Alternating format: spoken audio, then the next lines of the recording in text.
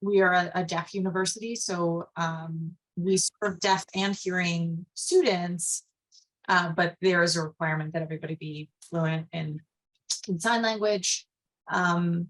And we are, one of our main missions is really, as a university, to make sure that there's equitable access for deaf folks and deaf-blind folks, and other types of deaf plus, which may include mobility and other sensory conditions. So we're really intentional about that in our teaching and in our research. And I am also a survivor of domestic minor sex trafficking many years ago, and am the founder and executive director of the Restoring Ivy Collective. Liz and I, we have one other survivor team member that runs groups with us, but we're a pretty small outfit, but small but mighty, and care a lot about the work that we're doing in the space. And we do these trainings and we do workshops, and a lot of our work is really geared towards survivors, but they're in for a treat because we are here to train the allies and the professionals who care about this population as well. Okay, so the areas we're going to get into today are the human trafficking basics. What is human trafficking? And then how does that relate to vulnerability or the social construct of vulnerability, and then the application to persons with disabilities, and like what you can do in practice. These are our learning objectives, defining vulnerability within a social systems context. So we're really talking about social accountability here, or societal accountability. And then we're going to outline resources, programs, and organizations that are available to assist and support individuals with disabilities, particularly those that work in gender-based violence. Somebody question? Okay. And assessing gaps, talking about gaps in the community, challenges in the law and policies, and then we're going to talk about next steps for those in the justice system, social services, and community-wide, so that we can address both those who have been trafficked, survivors, and those who are at risk. So Liz, do you guys want to let me know? Change the slide. Okay, yeah, we'll stand. We'll stand. We so like that to walk and talk. Yeah.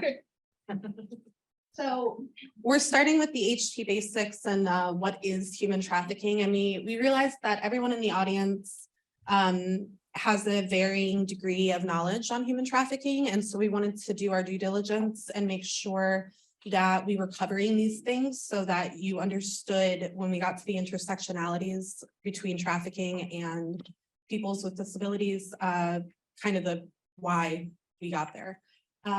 Next slide, please, Beth. On it.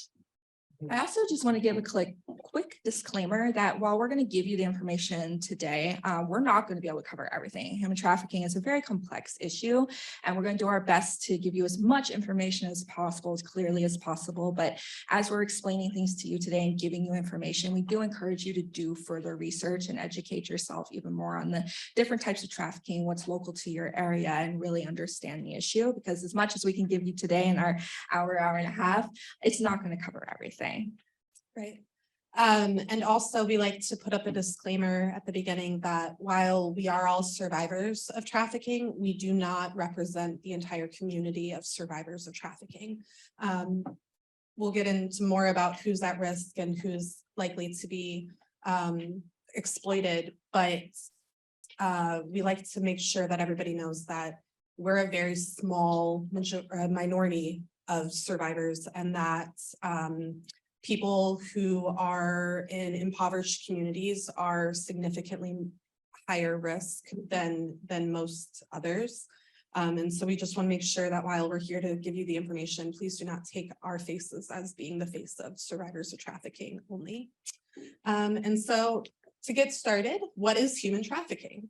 Human trafficking, according to the TVPA Act of 2000, is defined as commercial, sex trafficking is defined as commercial sex plus the acts of force, fraud, or coercion for the purpose of gaining sexual favors for something of value. And I just modeled that up a lot. So basically, if a person over the age of 18 is being trafficked, they'll need to provide proof of force, fraud, or coercion in order for it to be criminally prosecuted. That doesn't cover the complexities and the gray areas of human trafficking and exploitation, which is separate from trafficking in that it is more of a gray area. And if someone is under the age of 18 performing any sex act in exchange for anything of value, housing, food, drugs, anything, it is considered trafficking. There needs to be no proof of force, fraud, or coercion. Chris, I like when you bring up that part. So obviously we give you the definition, but that definition was created to prosecute human trafficking cases. I don't think this is a good idea, a good job of explaining human trafficking. And one of the best ways I've ever heard human trafficking explained was actually by a colleague's 7-year-old daughter. She grew up with her mom being in the anti-trafficking space, and she talks about it in school, and her teacher asked her, like, well, what is human trafficking? Explain it. And she said, it's when someone takes someone's freedom away and refuses to give it back. And I really love hearing from kids how they can sort of explain things in their own words and make it so simple. And I think that truly does encompass human trafficking at its purest form. Yes, when someone's freedoms are stolen from them and then something of value is exchanged on behalf of that, it is trafficking. Trafficking need not be about movement. It is not all about people coming from other countries or smuggling people. Human smuggling is an entirely different area of criminal activity. Yes, while they can intersect, or smuggling can lead to trafficking, it is not necessary. There's many survivors who are trafficked in their hometowns and in their home states. It is not necessary for someone to be transported to be trafficked. When we talk about familial trafficking, that means that the family of origin is trafficking a person. So that can literally happen out of someone's bedroom. A child never need leave their own home.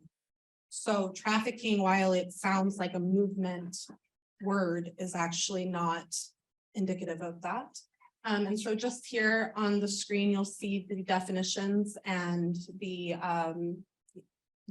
points that need to be made to make it human trafficking. But again, it is a gray area and it is complex. And if you are interested in learning more about it, there is a massive amount of information on the internet to help with that. And the National Human Trafficking Hotline's website is actually a great place to start. Next, please. So how does human trafficking happen? And what are the business models? And what are the links between trafficking and exploitation? So traffickers, especially sex traffickers, frequently target victims with violence, threats, lies, false promises, debt bondage, or other forms of control and manipulation to keep victims involved in the sex industry for their own profit. What we see here in the US is the most common model of sex trafficking is through intimate partner violence. And so what looks to be similar to domestic violence, and it's one step above it. So we're seeing that victims are being manipulated into intimate relationships and then being violated through domestic violence. And then once the trafficker has succeeded in breaking the victim down to the very bare that they can get, they introduce the trafficking component. So,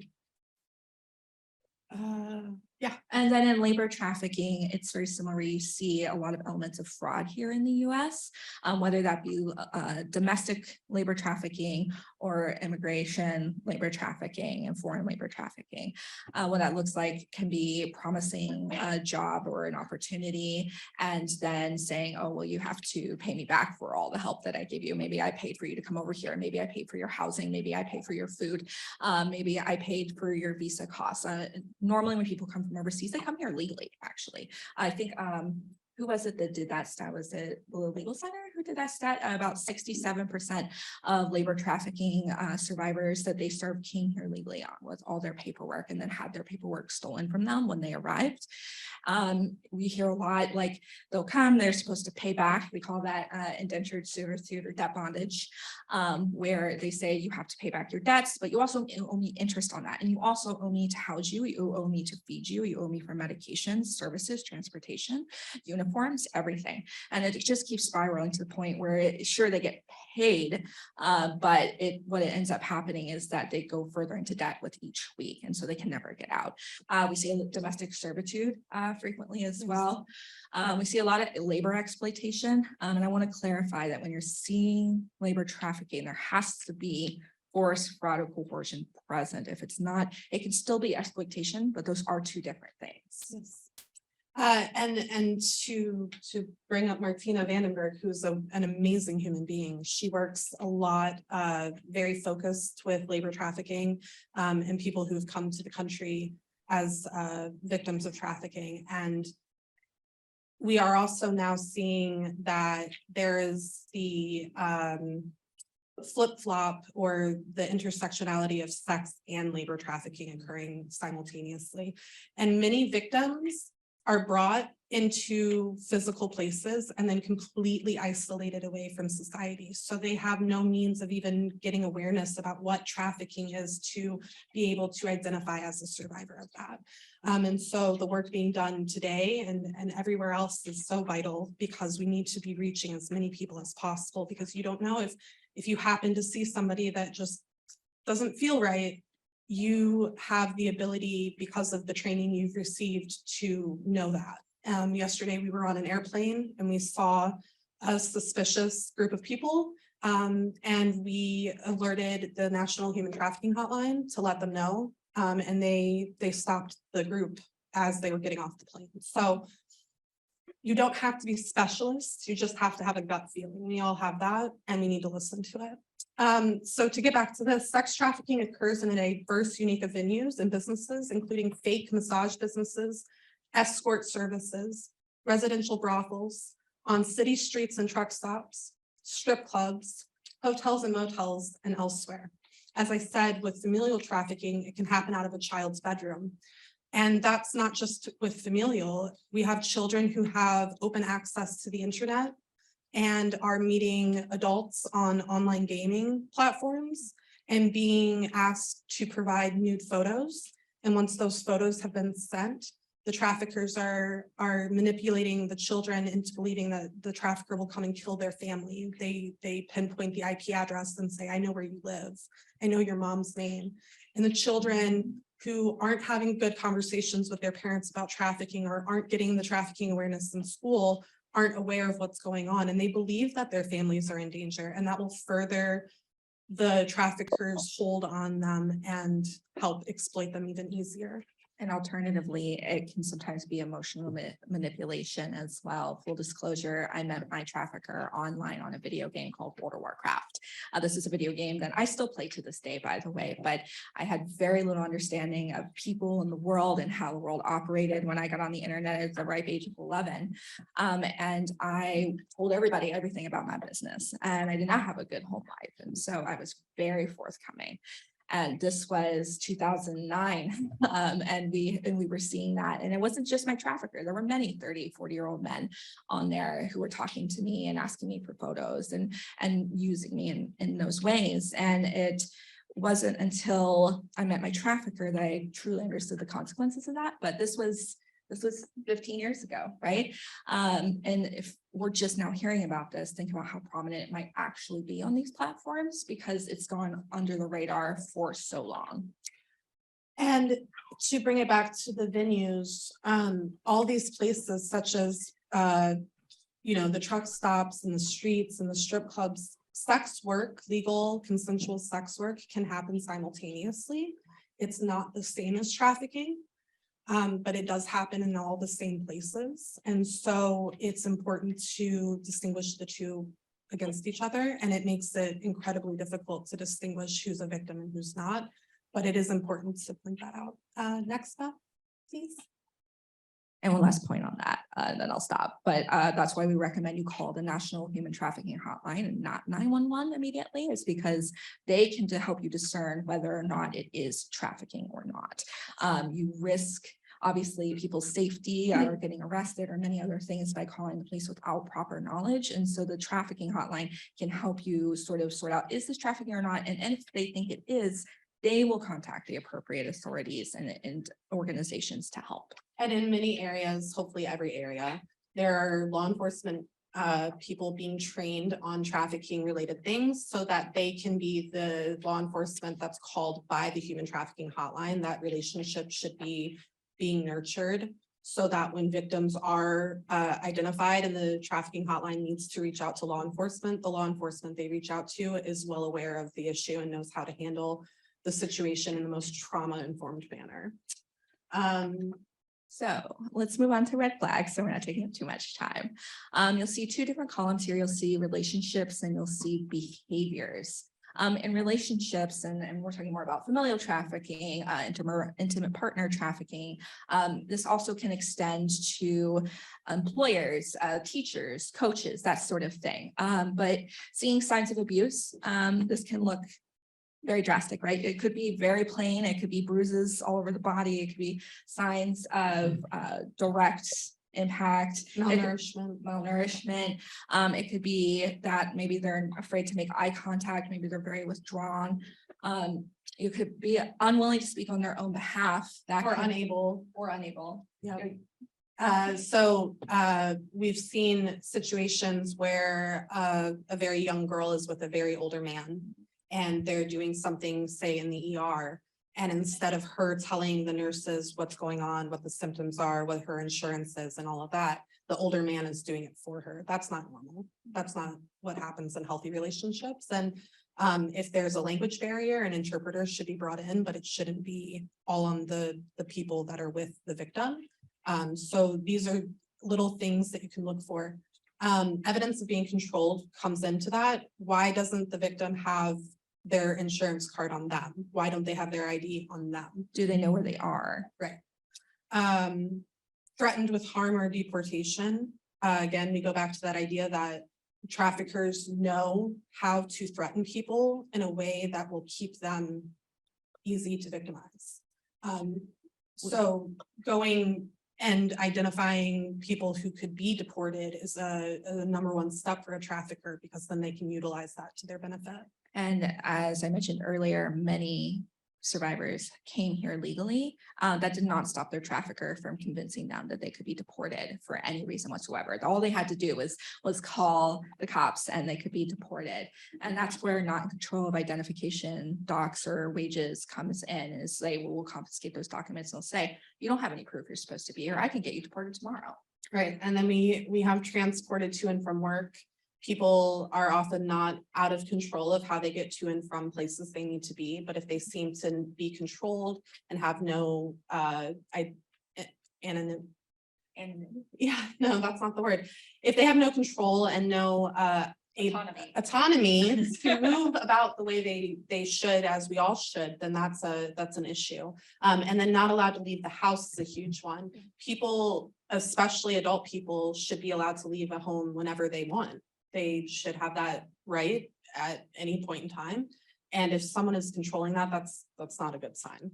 And you'll see lives and works in the same place. And the reason I'm pointing this out is because recently I had another trafficking survivor call me and ask me if it was trafficking or not. And they were also a labor trafficking survivor. So what it was is this person was working in a hair salon, and the woman who runs the hair salon knew this hairstylist who was leaving their abusive relationship, was trying to get out, and said, well, you can live above the salon and you can work in the salon, and then that way you have somewhere safe to stay while you're recovering and you're getting back on your feet, and it's not a big deal. As soon as this woman moved in, however, she was like, well, I'm going to dock the rent for your fees, and obviously you got to contribute to electricity. Oh, and do you mind closing the shop? Do you mind doing this extra work that you're not qualified to do and you've never done before?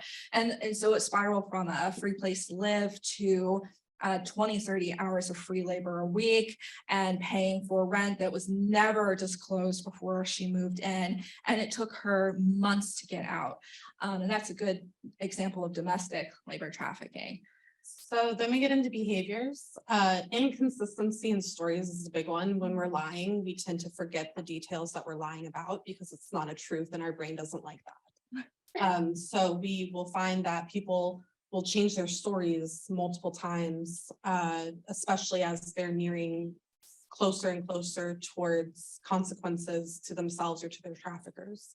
Acting fearful and anxious, working excessive hours, especially young people. There's so many labor laws on how long people can work. And if that's being exploited, and you're seeing that kids are coming to school exhausted, they're working all hours of the night, they're missing school.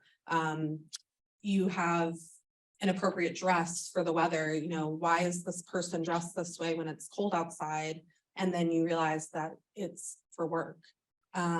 Staying out late, large amounts of cash and new things. I really like to point this one out. I grew up really poor. So when I started showing up in places with nice things and nice shoes and nice purses, it was a reason to be concerned because there was no means for me to get those things. Large amounts of cash is another thing. You know, where would a child or a young adult get a huge wad of cash, and why can't they hold on to it? Why is it being given to somebody else? Do they have separate phones? Yeah, They seem to be multiple communicating phones. a lot on one particular phone over their normal phone. And then the last one is meeting people they meet online.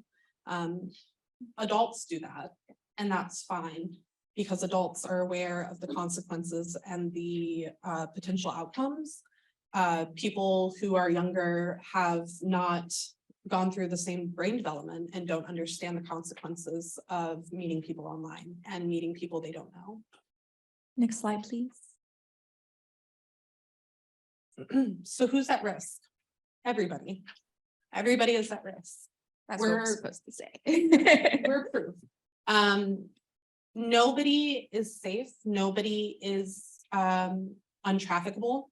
All of us in this room could have or were trafficked because we're all vulnerable at one point in our lives or many points in our lives. You could be vulnerable now, but traffickers pinpoint vulnerabilities that they feel or believe they can easily fill, or at least convince you that they can fill. Yep. So what we do know, however, is that there are special groups of people who are at higher risks of trafficking and exploitation due to the vulnerabilities that are inherent in their lives. So we see that a large percentage, and we won't throw out percentages often in our work because human trafficking is one of the hardest things to track. So what percentages are out there? Not If you- concrete. Yeah, if you see data or you see numbers, like sort of like we threw out the 67 earlier, that was from one organization, right? That's not a global statistic. That's not a local statistic. That is from one organization with a select group of survivors. All the numbers that you hear in the anti-trafficking space are best estimates because we don't know how many people are out there. We don't know how many people have been trafficked. We don't know how many people aren't identified. So we can only go off what we do know, which is why we're working so hard to raise awareness, so we can get a better understanding of that issue. So what we know is that people with disabilities are at risk. People with accessibilities are at risk. Children who are people of color are at risk. People in poverty are at risk. My 13-year-old is at risk. There are specific age groups that are more likely to be targeted for the purpose of being able to manipulate easily. There are people who have intellectual disabilities who are easier to target and are often targeted. We see that children who are LGBTQ are at a higher risk, especially if they've been pushed out of their homes and their family of origin because of their sexuality identity. They're more likely to be on the street and homeless, and therefore at a very high risk of being exploited for the sake of meeting their basic needs. Beth, is there anything you wanted to add to this one? I mean, not yet. We're gonna, Okay. we'll get more into the vulnerabilities, but I mean, I love Yeah. that you guys are making about basically that we all are at risk. And I think so much of the time, the experience of trafficking is sensationalized to such a degree that, like, I can't tell. I mean, I'm sure you guys have had this experience too, but people kind of want to distance themselves from the prospect that this could have happened to me. This could happen to my children, right? And I think that that's scary. And so then you want to think, oh no, it's this group. Like there's something about them that makes them likely to be trafficked. And so then we are safe over here. But I think what we need to think about is that, yeah, all of us are vulnerable, and there are things that make us more vulnerable, right? Like there are things that increase that vulnerability, but as providers and as community members, we really need to be thinking about how do we stand in the gap so traffickers can't. We need to be working towards finding all the same people that the traffickers are trying to find before they find them. Absolutely. Which is where I like to preach a lot, and we're going to talk more about what can you do later, but being involved in your community, and by community, it doesn't have to be your town, right? It could be as your community is local to you and your family and close network of friends. Filling those vulnerabilities, whatever that may look like for your community and yourself, are pivotal in preventing trafficking, because that's going to be the best way to combat trafficking, in my personal opinion, is through prevention and saying like, oh, well, what would a trafficker target? Maybe it is housing, maybe it is food, maybe it is access to medicine or transportation. How can we fill those needs so that traffickers can't exploit them? Which brings us to, who is the trafficker? I'll let you take familial. All right, so familial trafficking. We talked a little bit about this earlier, so I won't go on too long, but you'll see parents, foster parents, extended family, family friends, caregivers, all listed here. You'll see that in familial trafficking, like Liz was saying earlier, that doesn't have to be outsourced somewhere. It can be in your own home. It can be in your family's home. It could be when you're visiting a friend of the family. It could be when you're with your grandparents on summer vacation. It could be your spouse. It could be your best friend. It's really, again, about them knowing you, knowing what to exploit and how to exploit it, and then using that. And then many types of traffickers are often people the victim knows. Yeah. So if it's not family and friends, it's someone that they've met and trust with their lives usually. Yeah. So that gets to the online romantic adult peers, teachers, and coaches. These people are often looking for people who have already been exploited or marginalized or just not having their needs met, and they groom based on that. We rarely see like that internet sensation where someone is being grabbed off the streets and thrown into chains or rope and thrown into basements and shipped overseas, or vice versa. It's not the common situation, especially what you're seeing here in the US. Most people know their trafficker prior to being trafficked. That's just something we hear again and again and again and again in the community. You're not at risk because someone puts scrunchie on your door handle. That is not your targeting. All right, you're not going to get grabbed into a white van and just sped off. That is so incredibly high risk. It is much more to the benefit of the trafficker that they figure out what you need and want, and then tell you they're going to get it to you, or maybe they'll tease you with it for a while before taking it back. Yeah. Traffickers will often start romantic relationships and will love bomb you and provide you with all the things you need plus more. My trafficker focused on my material desires. He bought me clothes, he got my hair done, he got my nails done. Little did I realize that he was dressing me up for being the prize pig at the fair. I thought he was meeting my needs. I thought I finally found somebody who saw me, who knew what I needed, who provided what I needed, and was going to love me and the way that I loved him. And so the time that it takes to groom, to break someone down and then to traffic them, that's an investment of time and money. And so it's not often going to be a grab off the street and put them to work. That's very high risk.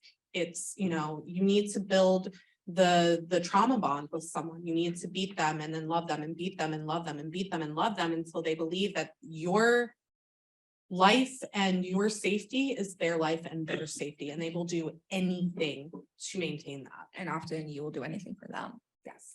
I love to encourage people that for yourselves, for your family, for your children and relatives, that you really take the time to question people's intentions when building those relationships. Doesn't mean you have to be suspicious of everyone that you meet and you're building a relationship with, but if you notice that love bombing, if you notice lots of gifting, or you notice they're very invested in you very quickly, maybe be like, this is great now, but let's slow down a little bit. Let's figure out what we want, because traffickers, they're not going to commit 6 months to a year to luring you in so that they can traffic you. That's not a good investment of their time. That's how they see it. And now that the internet is what it is, people can do all of that from online. They can build these relationships, they can love bomb, they can push them down, they can talk terrible things to them and then love them again. And these online platforms allow for traffickers to groom via their own comfy home. You know, they never need to leave the comfort of their own home. So the less work on the behalf of the trafficker, the better. But they are going to put in the time because they need to make sure that you're going to be loyal and quiet. Next slide, please.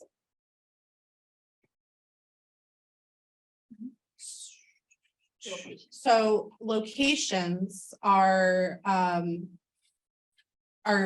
to vary. So we have brick and mortar locations, which are your brothels. It's usually where escort services are set up. You have your strip clubs, which we know are not always just for stripping. Often there's back rooms where people can go and get more. And if the strippers aren't consenting to that more, that's exploitation. Small businesses can be a front for nefarious purposes, and again, online. And you'll see traffickers street, gang control, gangs, truck stops. Just real quick, a track is a physical location that has been designated as a part of a city, town, whatever, as being where people will walk to solicit sex and people will drive up to receive them. And in gangs, it isn't necessarily just sex trafficking. We see a lot of forced crime in gangs, especially lately in minors and minor trafficking. We're seeing that traffickers are exploiting youth to commit their crimes for them because they get lesser sentences and it's easier to manipulate minors. And so auto theft, shoplifting, armed robbery, assaults, all these crimes. It's basically drug creating, trafficking. yeah, it's basically creating child soldiers on behalf of the gangs. Yeah.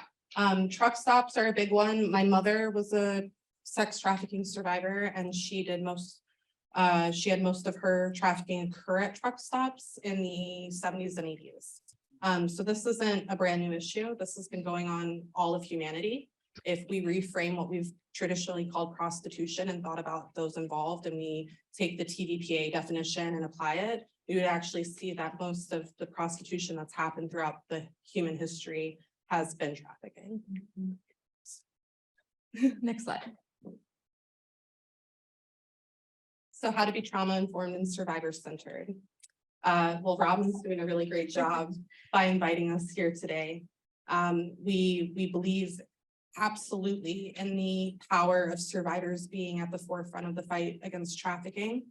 And in doing so, we are often put on in a position to share with people the very worst parts of our lives in order for people to care more. What we want to do is take that narrative and turn it into empowerment. And we want to make sure that when we're up here, when Dr. Beth is up here, that we are feeling empowered in what we're doing and not further exploited on behalf of getting people to get the information they need. Yeah, some people would have a survivor come up and tell their story because it's emotionally invoking and it gets people invested, but true sustainable, ethical survivor partnerships look like including survivors from the beginning, from the concept of programs to the concept of policies to the concept of laws in your organizations. If you run an organization or you work with organizations, are survivors part of the feedback that you're taking as into account in your work? Are they building those alongside you, or are you having them come in and rubber stamp things at the last second? we're up here, the three of us today, right? And we're giving you information. We're giving you this introduction into trafficking. We're not here to re-exploit ourselves over and over and over again. And true sustainable empowerment with survivors looks in letting us educate you on trafficking because we have a very intimate lens on it. And we don't necessarily need to make you cry to tell that, I believe. No, we don't need to be made out to look like poor little victims who have had terrible lives, and this is the best we can do. We're all three of us professionals, well-trained in what we do, and we share only what we feel comfortable doing. And that to me is true empowerment. And for survivors who don't have those skills, because again, we are not necessarily the representative of the entire community, things that can be done to get survivors to that point where they're building the programs, where they're involved in policies and legislation and working with organizations is getting them the skill sets to do so. It could be as simple as teaching someone how to use Microsoft 365, I think that's what they're calling it now, Microsoft Office, Google Suite, Adobe systems, professionalism and etiquette classes. Like those are things that can really help a survivor go from being a token in a room to a professional in the space. Yep, and that is empowerment, supporting in that community way, helping to provide professional clothing, helping to build resumes, helping to do mock interviews, helping to do mock presentations. These are all things that anybody in the community could do, so long as they're trauma informed in the forefront. Well, and I would add to that just in your organization, having survivors is a good idea if you're doing anti-trafficking work, because we do bring lived experience, but that isn't all that we bring. And you know, each individual one may have an interest in a different role or a different part of your organization. And so finding out what that person's goals are, having your organization be more trauma informed is a really big piece of this, which is saying, okay, how do we invest in our staff? How do we care about their well-being and their professional development? And when we're talking about equity, right, like all three of us have trauma. And so it isn't just that we have knowledge, but there's fallout from the stuff that happened. And so that means you may respond to things differently, or you may have, you know, need additional accommodation. And so, you know, building in additional time for your survivors to, you know, maybe they need more mental health days than other folks on the staff, right? Or like just taking into account these kinds of things, and having being empowerment based means that you're going to build in supervision. You're going to know what that person's professional goals are, and you're going to help them to get there so that you aren't just recognizing survivors in your organization. Absolutely. Thank you. All right. And I think Beth, it's you now. All right. All right. We're going to sit down. So I will jump into, yeah, I can't see anything because I have to hide the controls. Because otherwise there's big gray boxes all over everything. So, all right, so we're going to talk a little bit about vulnerability. And for those of you in social work, I'm sure you've heard of Bronfenbrenner, but this is essentially the ecosystem, like theoretical framework, and kind of how we think about a person in their environment, and how all of these things interact. So vulnerability is straight up just the quality or state of being exposed to the possibility of harm. This could be emotional, this could be physical. This means vulnerability comes from the lack of protection. It's like I'm riding a bicycle without a helmet. My head is vulnerable to breaking on the pavement, right? That doesn't mean that there's something deficient with my bone density. It just means that in life there are things that make us vulnerable to harm.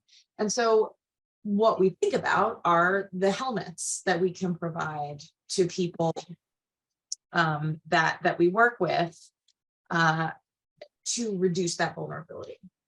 So social safety nets are the things that reduce that vulnerability. So we want to talk about how are our organizations addressing these different types of vulnerabilities, or different types of accommodations to reduce a vulnerability.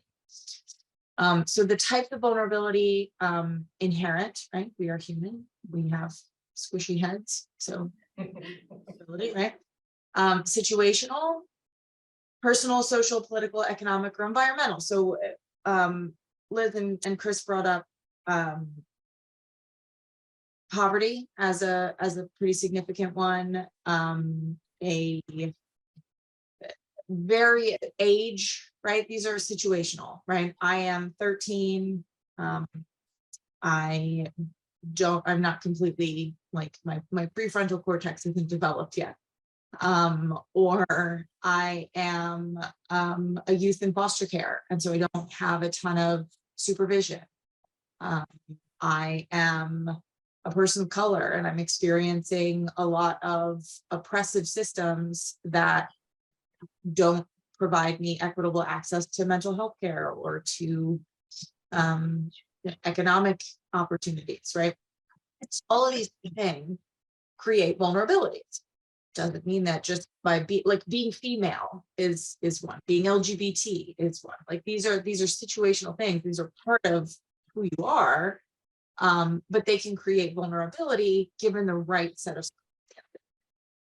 circumstances. And then pathogenic is where there's dysfunctional or abusive context. And so having a trauma history, having a history of different types of maltreatment or abuse also creates vulnerability in just the way that you see the world, the way that your brain pathways. There's brain injury and stuff that we face from repeated traumatic experiences, and attachment is a piece of that as well, right? Which traffickers often will see. Oh, this person just like wants somebody to love them.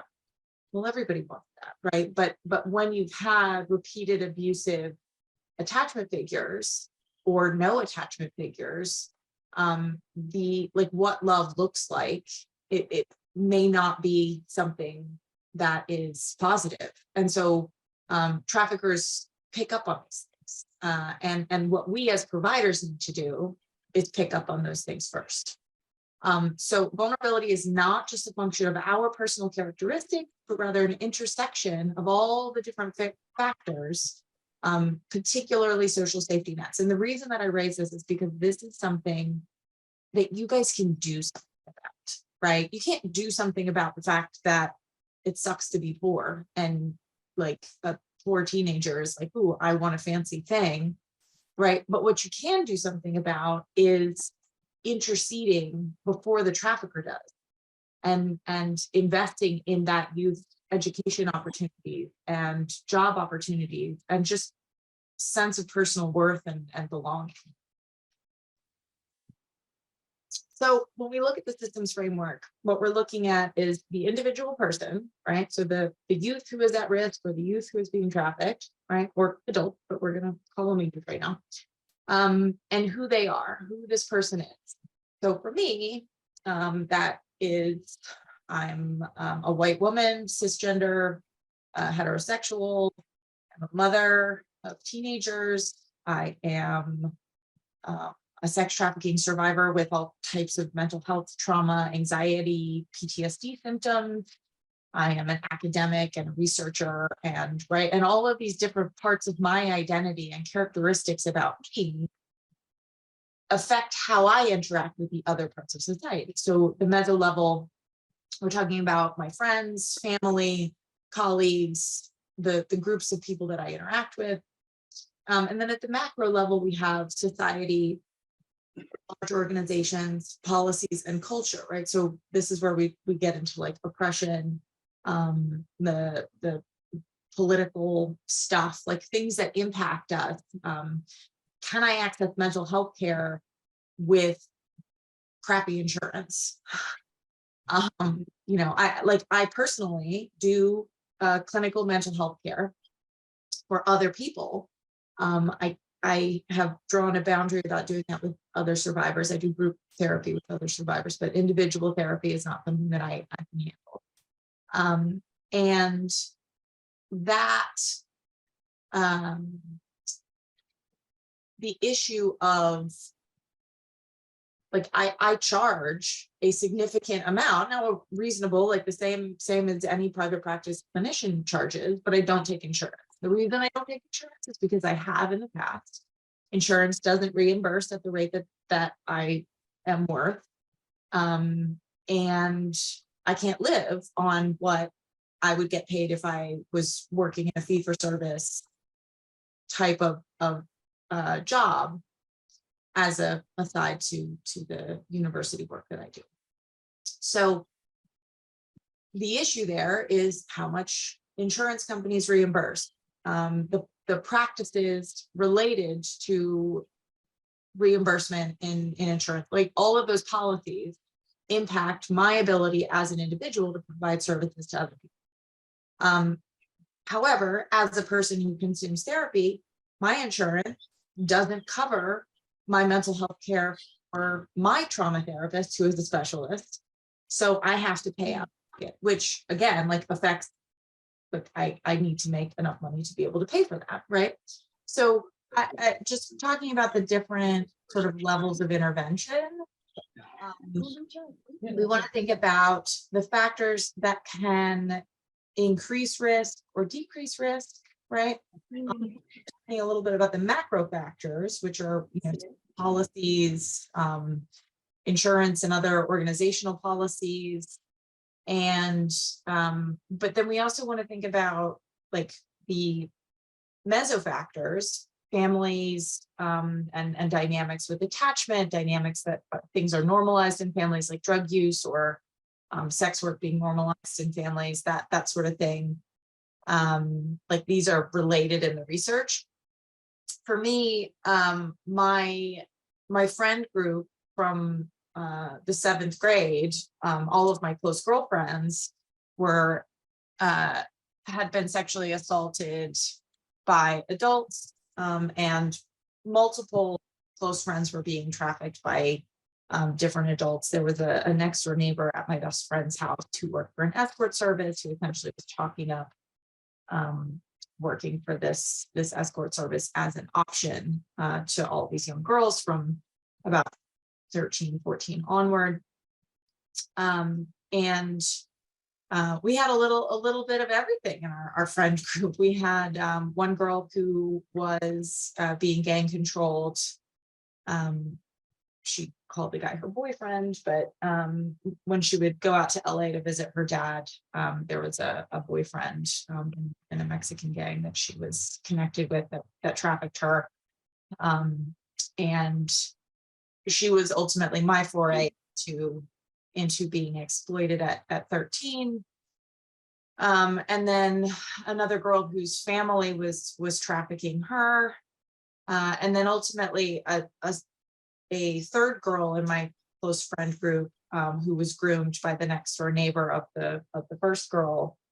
So we would all hang out there because the parents were nowhere, and mom had a basement apartment and basically let the teenagers have the run of the rest of the house. And so there was a lot of drug deals and things going on with older boys and men. The girl who was groomed by the next door neighbor ended up recruiting me into working with her at 17.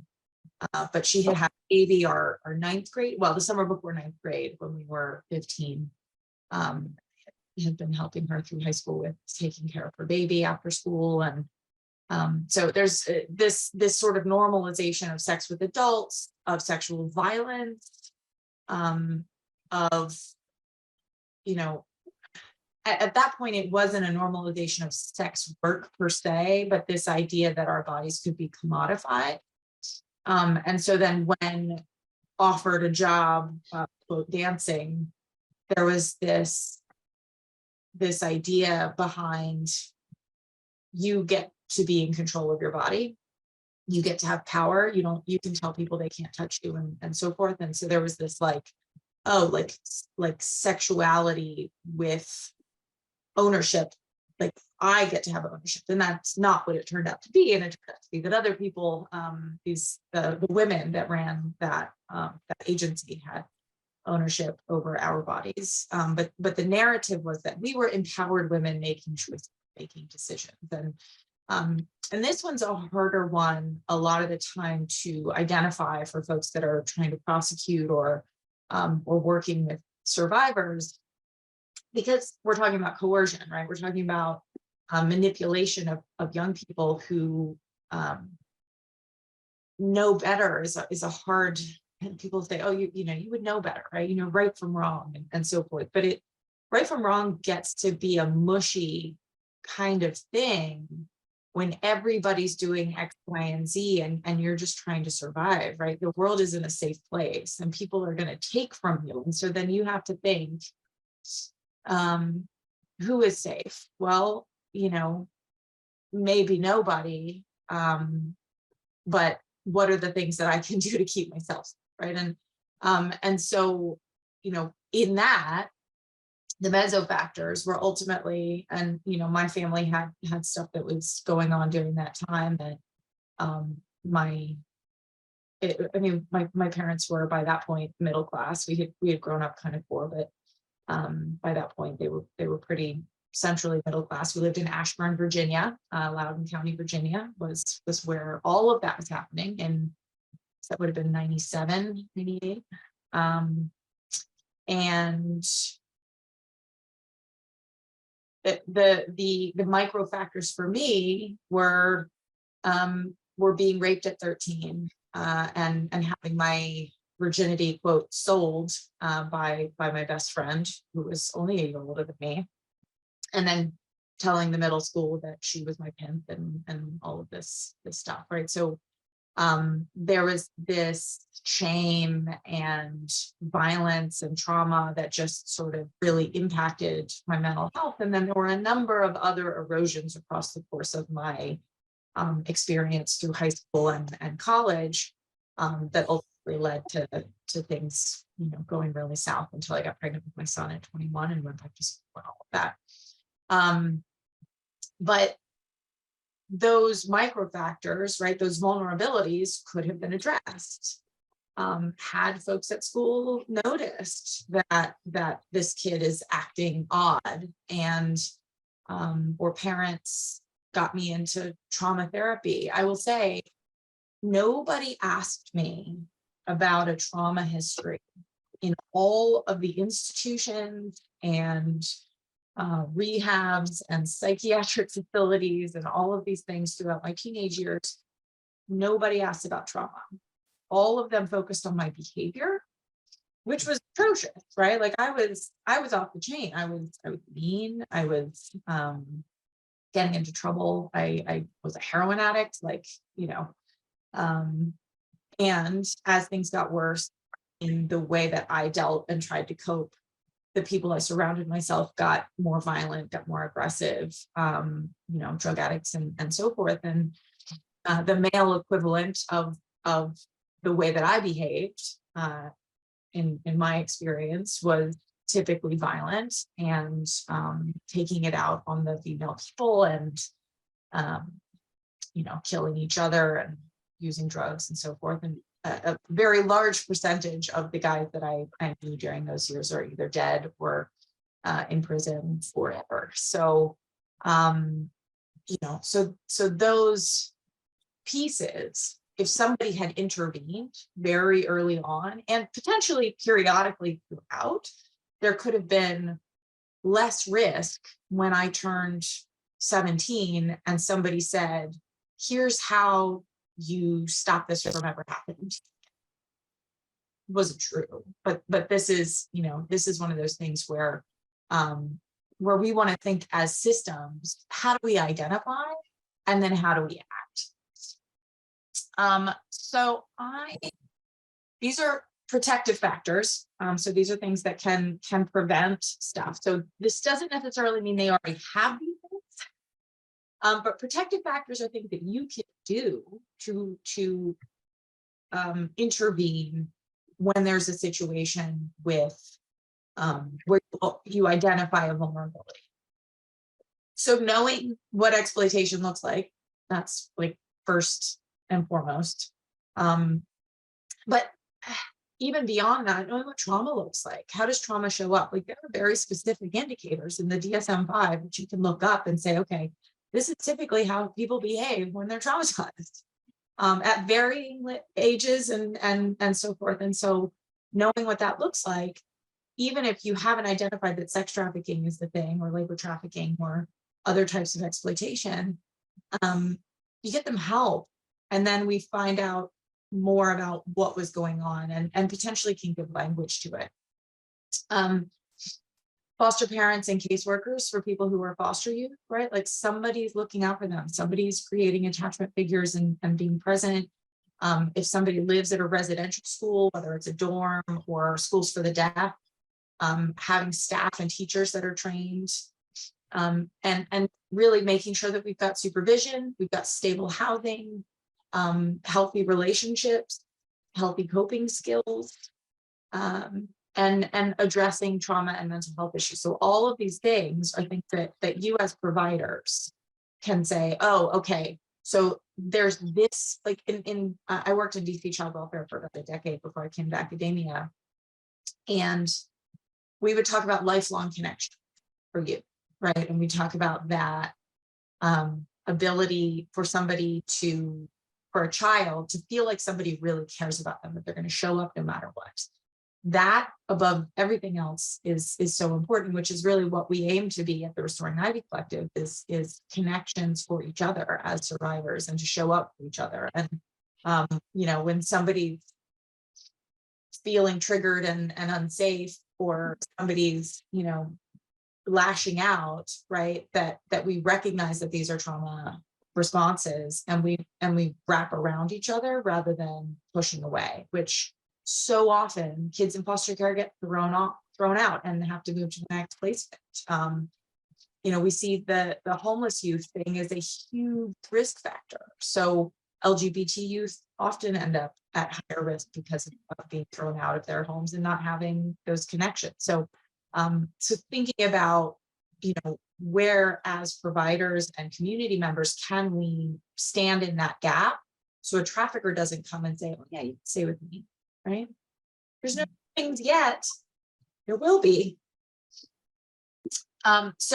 Again, social connection is really the big thing. This means attachment and healthy connections and relationships, right? I feel a security in my relationship with you, which allows me to explore the world and feel like the world may be a safer place. Emotional, mental, and physical health is impacted by our relationships. Instrumental health, meaning Liz mentioned this earlier, like resume health, and but how to change your tire, how to balance your checkbook, life skills, and having somebody to reach out to in those areas, and also when you feel unsafe. So those social connection pieces, that's something very, I wouldn't say easy, because it can be exhausting, but those are things that you can do to help at-risk members of your community, your own family members and clients that you see, right? Make sure that they've got somebody that they feel attached to, who is a healthy and safe person who will show up. So when we jump into the disabilities section, we are talking about a lot of different things. And this is by no means all of the disabilities. I built out the HEAL Trafficking Network's toolkit section on disability, so feel free to review the recommendations there. A lot of this comes from the research that I did on that, but we at the university, we talk about this all the time because it comes up, right? You have somebody who's deafblind, you have to have interpretation, and you have to identify yourself as you move between presenters so that people with visual barriers know who's talking. This is where the describing your background and that sort of thing comes from. So these, different needs require us to behave in a way that allows for equity. So sensory disabilities are typically those related to the senses. So blindness or being deaf affect, right, the sound and sight. Mobility disabilities are talking more about physical movement. So wheelchairs fall into this category, but there are a ton of other types of mobility considerations to take into account. Intellectual disabilities, these can be education or learning differences, or they can be significant or moderate cognitive delays. And then mental health disabilities this is where we talk about engaging with survivors in a way that's trauma informed and creating access to the services. So I'm going to explain a little bit about deaf populations and then turn it back over to my colleagues here. But so deaf populations, we don't know a ton about the experience of deaf populations in trafficking. Myself and a colleague at the university are working on a study to gather information about the experiences of deaf trafficking survivors. So if anybody has participants that would be interested, our study is paid, so please contact me after. But this is, we know the issues around trafficking. We know the issues around trafficking and vulnerabilities. We know that deaf populations have a higher rate of childhood sexual abuse and issues with reporting and all of this. So that in combination, we believe there's likely a lot of trafficking that has happened in deaf populations that have not been identified. Most of us got our self-identification through trafficking trainings, right? So like as a worker in child welfare, I was required to go to a training in, say, 2013, maybe. And that was where I was like, ooh, so this isn't just me being a juvenile delinquent. There's a word for this. So when we talk about deaf populations, community or communication and language access are important. This means the ability to communicate with your family, right? If you're a deaf kid and your parents are hearing and they don't sign, this can impact the ability to report, particularly if one of the parents is the maltreater. So I had written an article on deaf kids in child welfare a couple of years ago, and that study, we talked about the fact that CPS, very often Child Protective Services, would come in and they would go to interview the child, find that the child is deaf, and so then they talk to the parents instead of bringing in an interpreter. The protocol completely changed because it's easier to just talk to the parent. Well, oftentimes the parent is the maltreater. So, so making sure that the youth or the individual has language access, not communicating through their trafficker, right? Or their potential trafficker or abuser. We want to make sure that we're bringing in interpretation every single time so that you can have that direct communication. Another issue in deaf populations that we see is a limited awareness about exploitation. So in sign language right now, we don't really have a proper sign. I was at a conference yesterday, and they were signing, they had an AFL interpreter and they kept signing kidnapped for trafficking or immigration. Those are the two signs you see the most, kidnapping or immigration. And those are not appropriate signs for describing human trafficking, but we don't have a good one right now because it really isn't something that is well known. So another project that we're working on at the university right now is developing an HT 101 training. So that will hopefully be out this year. But to increase the awareness about that exploitation, we want to make sure that our psychoeducation campaigns around trafficking are interpreted, not just captioning, because most people can't read for that long. And for folks that maybe have been exploited their whole lives, they may not have a lot of English knowledge. So these things are important to think about.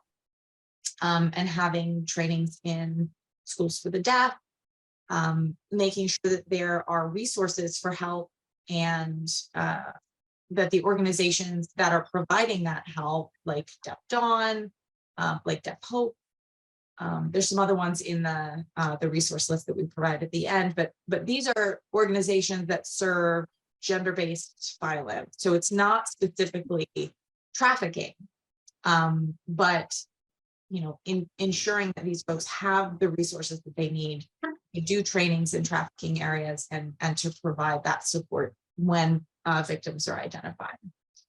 And then one other quick thing about deaf populations is that there's a sort of cultural norm of living away from home at schools for the deaf. Residential schools for the deaf have, like, states set them up to have like one in a state or two in a state, and they tend to be far from the homes where the kids live.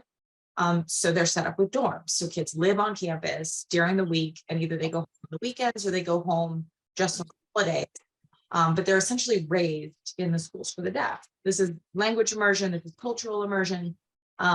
But it's important that in those situations, we have adequate supervision, screening of the folks that are providing the care, and training for how to identify exploitation, both for the kids to prevent the risk, and for the staff, so that they can help identify it when they see that something's happening. Okay, so I'm gonna turn this over to you ladies for the last couple slides.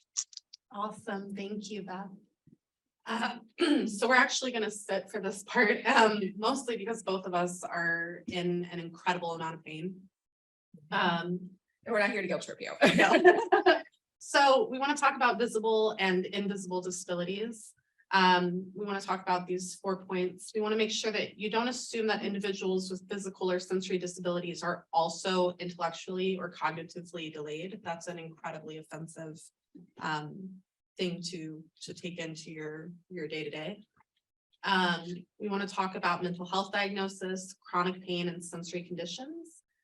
So for myself, I have ADHD, and that went undiagnosed as a child because there was never medical intervention in my childhood. I never went to the doctor, a dentist, or anything. And so there was no diagnosing and definitely no treating.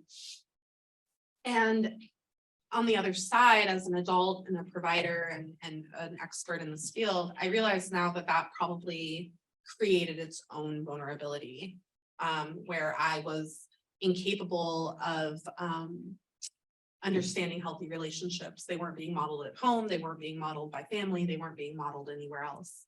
And so that created a vulnerability that can't be ignored. And as a result of my trafficking, I suffer from PTSD, and that shows up in a very similar manner as bipolar disorder. And so I'm medicated heavily for bipolar-like symptoms. I'm actually on five different medications. One of them is an antipsychotic.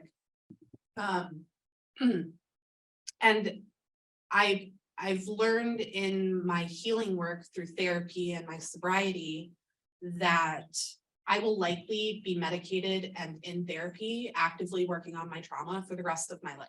There will never be a point where I get to say, okay, I'm good, I'm healed, I'm done, I get to be a normal person. That doesn't exist for me. And then the chronic pain that I suffer in my feet from having worn platformed heels and walking up and down streets for 9 months, my toes and the bones in my feet are destroyed. I have no nerve feeling in several of my toes, and I honestly need to see a podiatrist. I just don't want to have surgery or constant shots, so I've avoided it. And then there's the sensory conditions. For myself, that looks like not wanting to be touched. My husband and I have been married for 15 years, and he still learns on a daily basis what I can manage and what I can't. My children have learned to live with my trauma and not be overly loud in moments where I'm having a really hard time managing myself, which isn't fair to them. You know, it's not fair to grow up with a mom who can't handle children being loud and boisterous, right? So that sensory overload for me is really important for me to identify so that I can tell people, including my family, how to assist in making sure that I'm not suffering more than necessary. Similarly to Liz, I share many things in common with her that she was mentioning. Again, meeting us and talking to us, you probably wouldn't think that we have disabilities, right? But a lot of trafficking survivors report having disabilities prior and post trafficking. For me, what that looks like was that I grew up incredibly isolated. I was not sent to school. I did not have access to outside. I was not allowed to have outside contact outside of my immediate home with anyone unless I was directly supervised, and often pretty much always told what to say and when and how. So when I was growing up, I didn't have contact with doctors, I didn't have contact with teachers, and no understanding of what was going on with my body or my brain. It wasn't until I was an adult, and actually in the past 3 years, that I found out I'm autistic and I have ADHD. And post-trafficking, I experienced numerous physical health issues. I have a lot of pain in my body from just years of being destroyed I was doing a lot of physical labor. I was contributing a lot of time to being out on the streets, and it's destroyed my body. Today, I know I have fibromyalgia. I have Hashimoto's, which I've had for a very long time that it has gone untreated. Similarly to Liz, I have complex PTSD. I am depressed, and all these symptoms manifest as a result of all the trauma I've experienced in my lifetime. Alternatively to Liz, and what is the situation for many survivors, is I don't have access to healthcare. I make just enough money, just enough that I can survive. But what that means is that I'm not eligible for Medicaid. I'm not eligible for any of these benefits. And I don't get health insurance. There's no way for me to access routine therapy. I was going through a really, really hard time last year. So I went and I sought out therapy that I was paying out of pocket for at $150 a session. That was discounted, by the way. When my therapist left that group, the next person they recommended to me was not willing to offer a discount, and it was $250 a session. So I had to give up therapy again for the fourth time that I've sought out therapy. I can't afford to medicate my thyroid. I can't afford to medicate my depression or my anxiety or my ADHD. These are all things that I deal with every day, and I have to accommodate that I can't treat and I can't address because of barriers that I have and many other survivors have, where we can't get access to healthcare and we can't afford it. But then we're forced to choose. Do you want food on the table or do you want health insurance? Because you can't have both. Accommodations to reduce vulnerability and create access. And Liz, I don't know if you want to get started there with physical spaces. Yeah, so physical spaces are for your mobility needs, ramps, lighting, door sizes, elevators, and calm environments to reduce triggers. In many businesses and office environments, they're now, changing the lighting. They're creating soft and safe spaces for people to go to if they need them. And these are wonderful. They're wonderful accommodations. They should be mandated and in every single workspace ever. And then we have communication. We need to make sure that we have interpreters available for everything we do. We need to make sure that people have devices for language issues or communication stuff. And we need to have Braille and screen readers for people who need those. And then we need to make sure that we're creating space for service animals to be able to come into all spaces, bless you. And we need patience and time.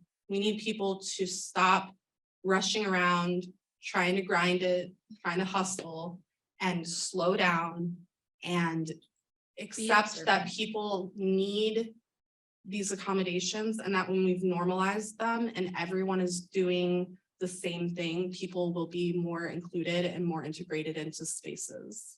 I want to point out that just because we have these disabilities, we have these barriers, we're still human beings. Like, you don't need to tokenize someone just because they might not share the same conditions or because they do have conditions or disabilities. We all deserve the same access, the same respect in the same rooms.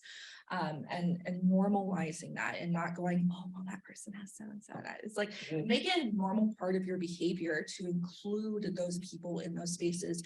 And when you have to make those accommodations, which you should be doing anyway, normalize that. It doesn't have to be special, right? It can simply be an additional step you take. Glamorizing it or making it seem to be this big deal, it really doesn't have to be, and oftentimes it makes a lot of people uncomfortable. It does. Next slide, please.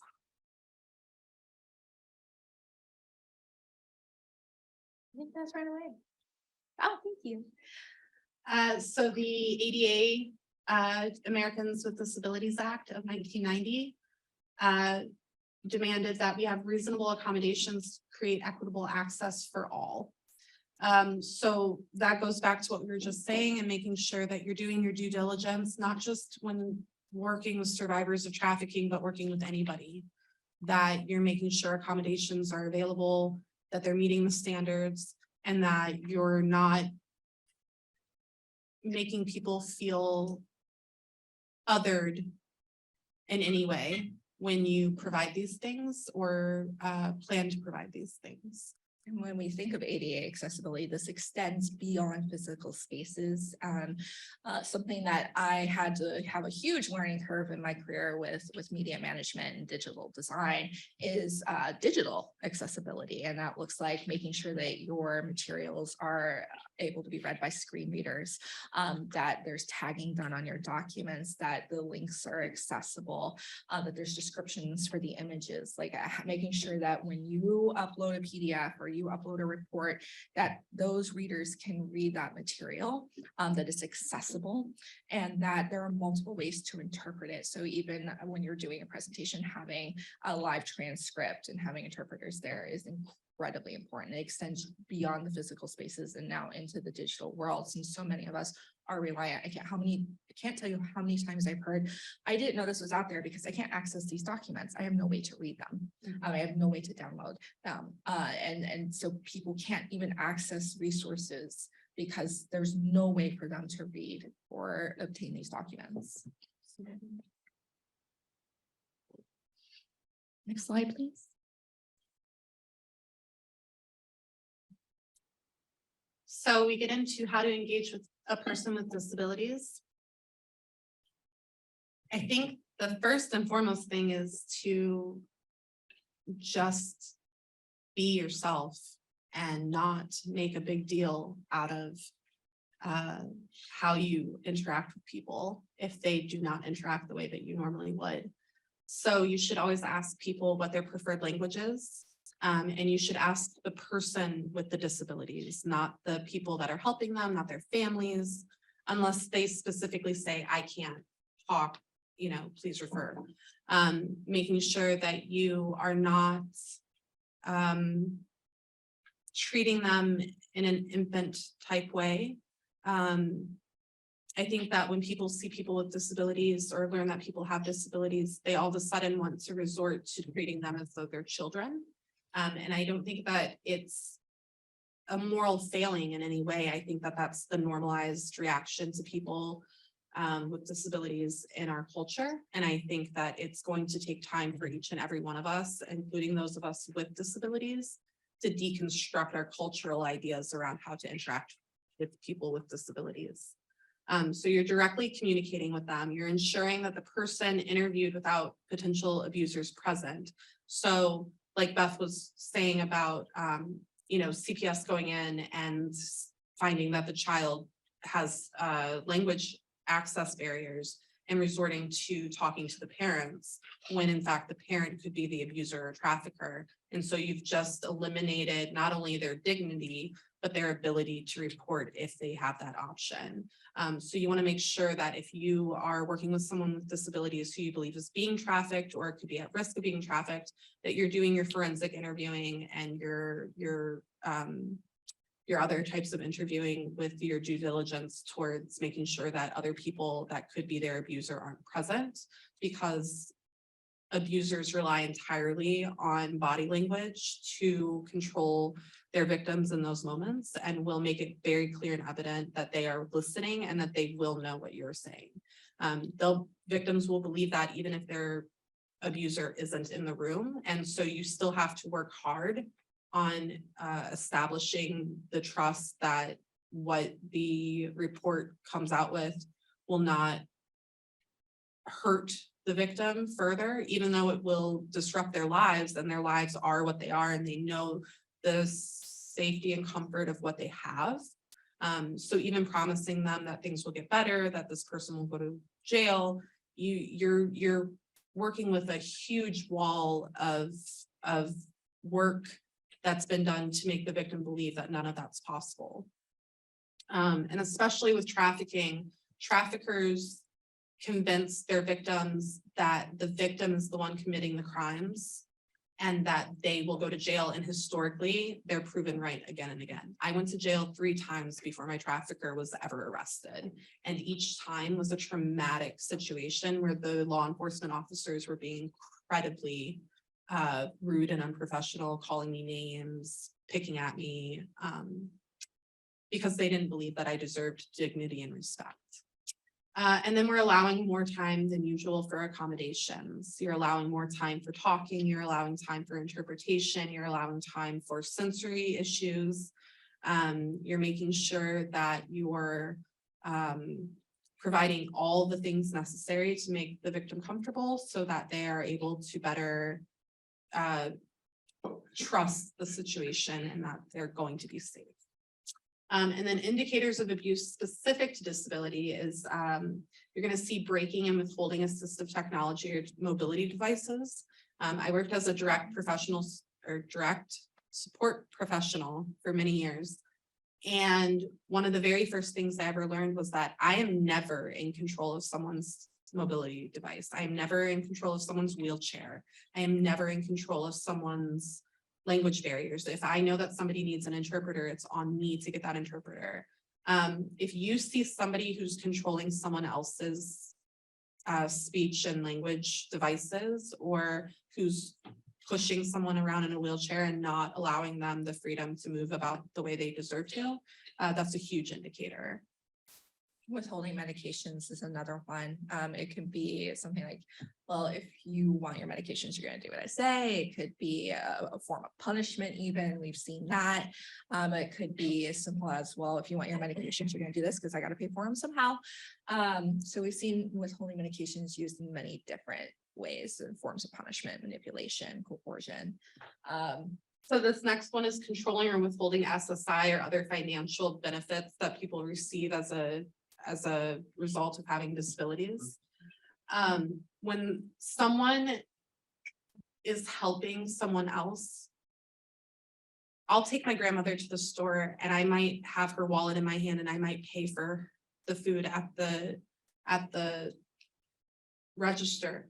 But I'm checking in with my grandmother the whole time. Are you okay with me pulling this card out? Is this the card you want me to use? Do you want to put the card in? Do you want to put the pin in? Do you want the receipt? Where would you like the receipt? No one else should ever be in control of someone else's benefits without that person's consent. And even with that consent, it should be done with integrity. And oftentimes we'll see that traffickers completely withhold all money, all benefits, all identity, all of that. I've even seen traffickers go into romantic relationships with the sole intention of stealing those benefits and living off of them and isolating the receiver of those benefits so that they can control the money and control what's happening in the community and in that immediate environment. And really quick, I'd like to go back to medications. It's not only just withholding medications, but also withholding medical access.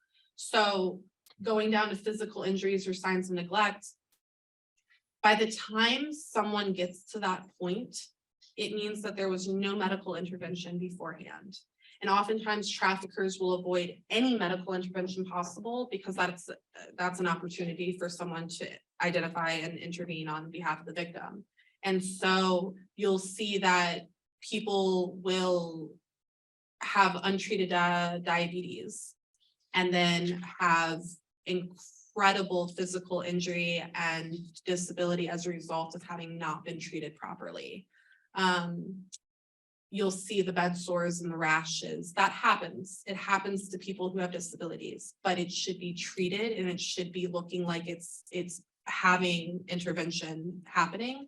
If it's not looking that way, that is a huge indicator. And then we have I can't word today. You should come in here. Yeah, we have Not attending day or school programs or medical appointments. Liz, you touched a little bit on the medical appointments, but not attending day or school programs. That being said, there are also situations where you'll see the victim is still attending a school, they're still going to work. But on the alternative, yeah, you'll see them all of a sudden their schedules change dramatically or their behaviors change. Maybe they stop going to school or they stop going to work or they can no longer associate with people from work. And sort of they become much more isolated and their social circles and their freedom and liberties start to shrink. Yeah. And then we'll see the incontinence, and often this goes hand in hand with people with intellectual disabilities. But someone who was previously well cared for and was treated with dignity and respect, and then all of a sudden is having these episodes of incontinence, and it looks like it's not being cleaned up. There's sores as a result of the incontinence not being cleaned up. We'll see that and we'll know that that's a huge indicator. And then with the school and day programs, one of the things that I'd like to bring back from the beginning of the presentation is all of a sudden people are coming in with new things that don't make sense: purses, shoes, clothes, makeup, jewelry. And you, as providers, you may have access to their income levels and know that this is not within their means and it doesn't make any sense. And so that would be another good indicator to keep in mind. Next, please. And if I could come in just for a sec, I know we're getting ready to wrap this. There we go. I don't know why that little thing keeps coming on, the little I don't box in the either. middle, but we'll just ignore it and quick take questions if that's, I'm sorry, I interrupted you, but please. I wanted to let people know that that's happening and we'll be moving on to the next. All right. Awesome.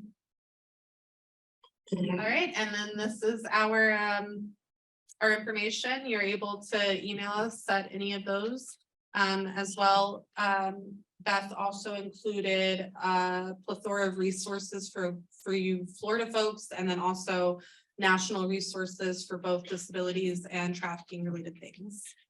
Hi, so I have to jump. I appreciate you guys making time to hear about this topic. If you have any questions for me or anybody on the panel, I know you guys are going to be there for a while, so Yeah.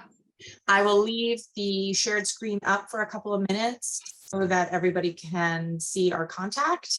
The resource list, is everyone able to, Yeah, everybody has access to the material. Okay, all right, great. So then you can see the resource lists and I don't have to leave those up, so great. Nope. And thank you to Beth and thank you, Liz, for your work on getting this presentation set up and all your information, and Beth for sharing your research. It was really informative and I learned a lot today from you. Yeah. Thank you, Beth. Thank you so much, Dr. Beth. Thank you, Christabel. Thank you, Liz. Really, let's just acknowledge.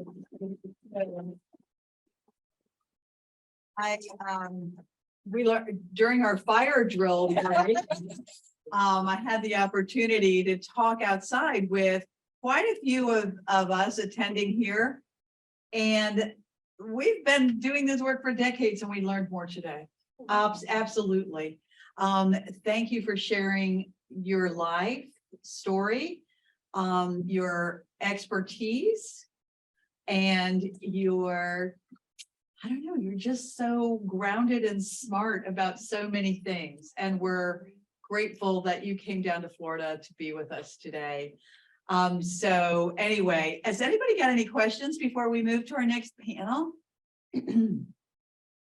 All right, so should I take that pause like more And if you don't want to do it in front of the group, because I know I hate asking questions in front of a group, you can come up and talk to us as well. We're not shy. Very diverted, but not shy. And we'll linger in the back afterwards Yeah, too. yeah. So let me ask our next set of panelists to come up and take their places here at the table. You can get some more coffee. Thank you. And come on up, as they say. And as people are moving up, I'm asking for Danica and Jackie and Megan and Peter and Caitlin to come up. We'll do a little bit of intro of what we're gonna do now and invite you to share. And Liz and Christabel can take a bit of a break. Yeah. Take a breather. Go outside, do whatever you need, and then we'll do some Q&A after that as well. All right, thank you all. Come on up.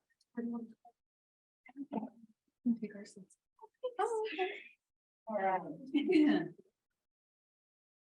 Okay. So I get this one on.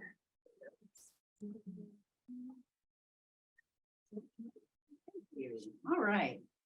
All right, there you go, Caitlin. I like that, price is right, come on down. Okay, so as they're getting settled, what we'd like to do now is do our part two. So part one was about laying the foundation, and I'm incredibly, I'm moved, my mind is racing, I'm feeling a lot of, I don't know, tenderness and support for Christabel and Liz and Dr. Beth. And I'm just so grateful for them. So, all right. So here I'm going to do, again, with the bios, the long bios are on the back table. Along, by the way, thank you all for bringing so much great material. We've got, well, I can speak for Stack and say, please take everything that's there that we brought. I'd be happy not to take any of it back. And we definitely would like to see that all the information is taken and shared. So let me just introduce you in order here. Jackie Portman, excuse me, is the Deputy Director of the Center for Independent Living of North Florida, or Ability First. Danica Harley, Esquire, is the Fellow and Clinical Professor at the FSU Public Interest Law Center. Caitlin Clibben, Esquire, is the Public Policy Analyst from Disability Rights Florida. And by the way, a graduate of FSU Law School, which was where we got a chance to initially meet.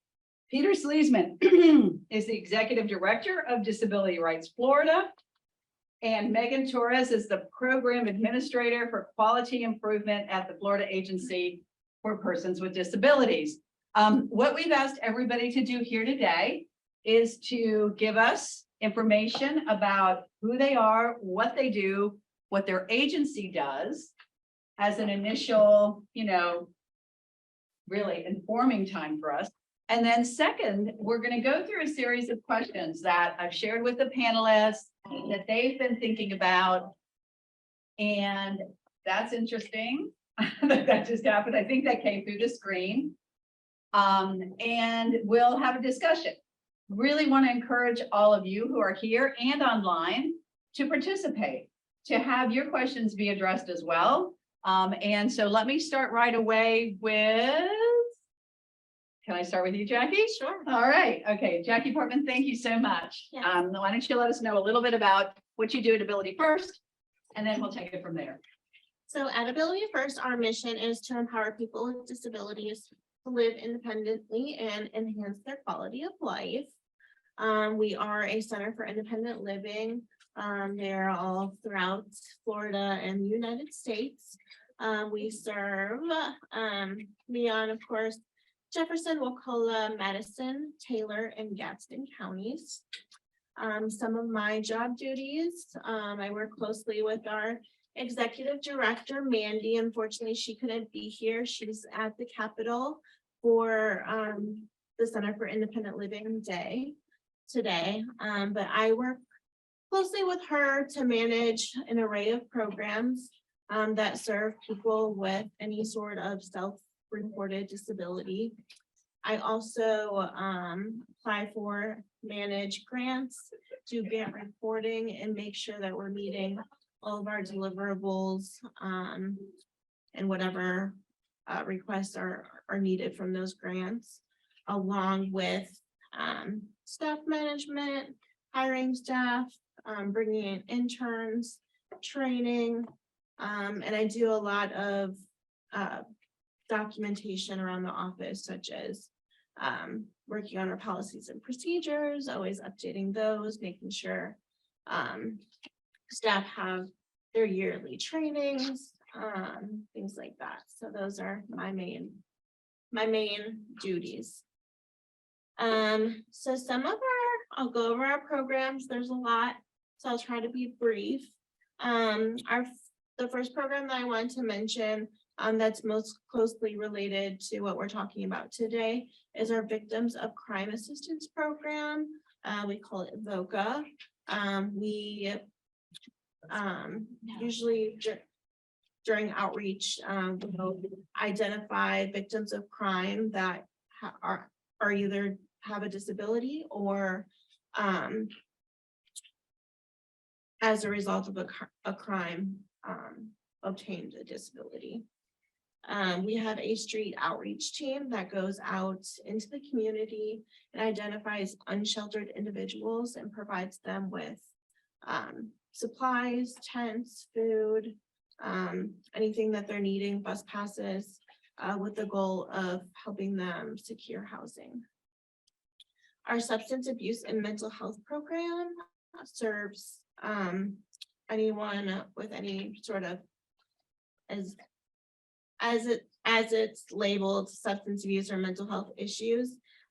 We assist them with housing, and we also have a specialist that helps them obtain any sort of disability benefits that they may be eligible for. Our SHIP program provides home modifications for anyone who maybe can't access their bathroom or their bathtub, or they need a ramp built, things like that. Our Access to Independence program has a similar program to our SHIP program, where we do ramps and half steps for people to safely enter and exit their homes. We provide disposable medical supplies and durable medical equipment. Our youth services includes high school high tech. We serve Leon and Wakulla in that program. Ages 14 to 22, as long as they're still in high school. And those activities in that program include career workshops, campus tours, summer internships, life skills training, and community service projects. Our youth transition program serves ages 18 to 30.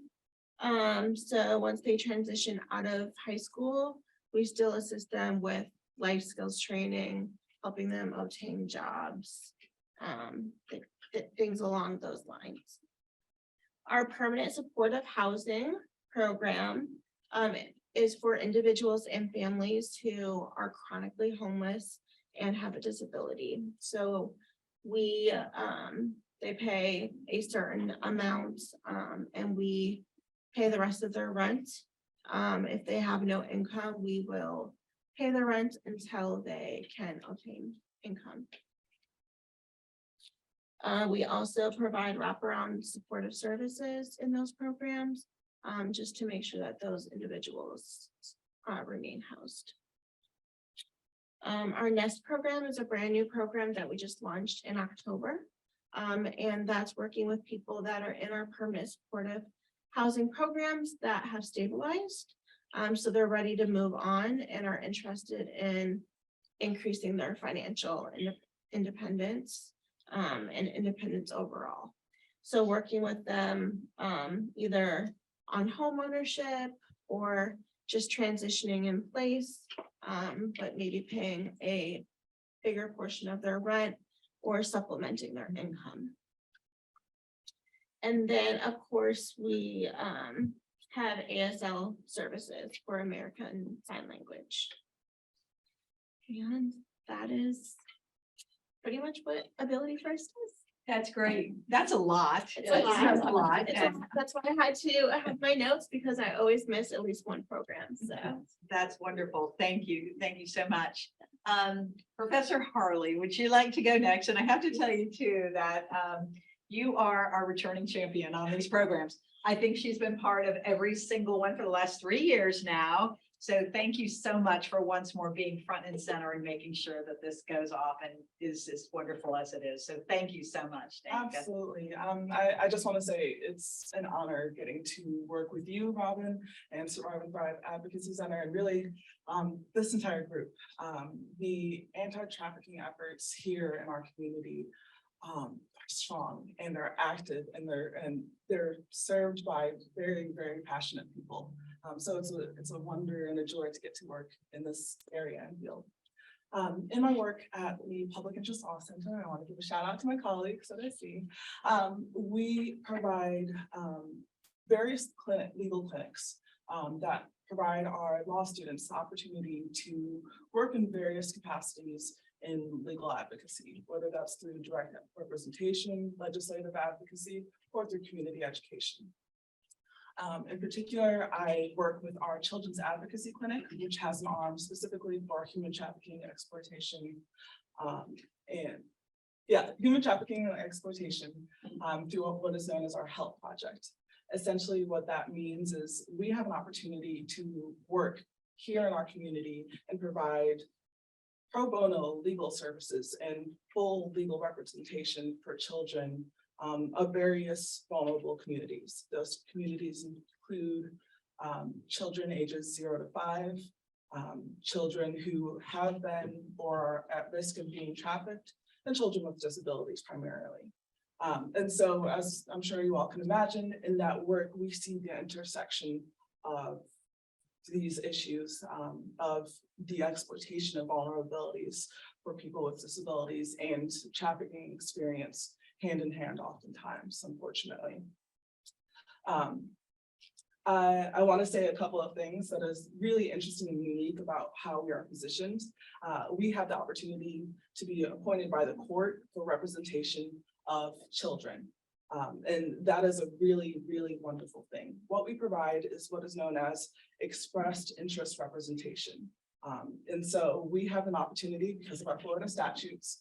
If there is a minor youth involved or suspected to have been involved with trafficking, the court may order the appointment of an attorney ad litem. This is an attorney specifically appointed to represent the expressed interests of that child. I want to really emphasize the importance of expressed interest. A lot of times in our legal system, we may value the state's interests, or we may value what is deemed the best interest for the child.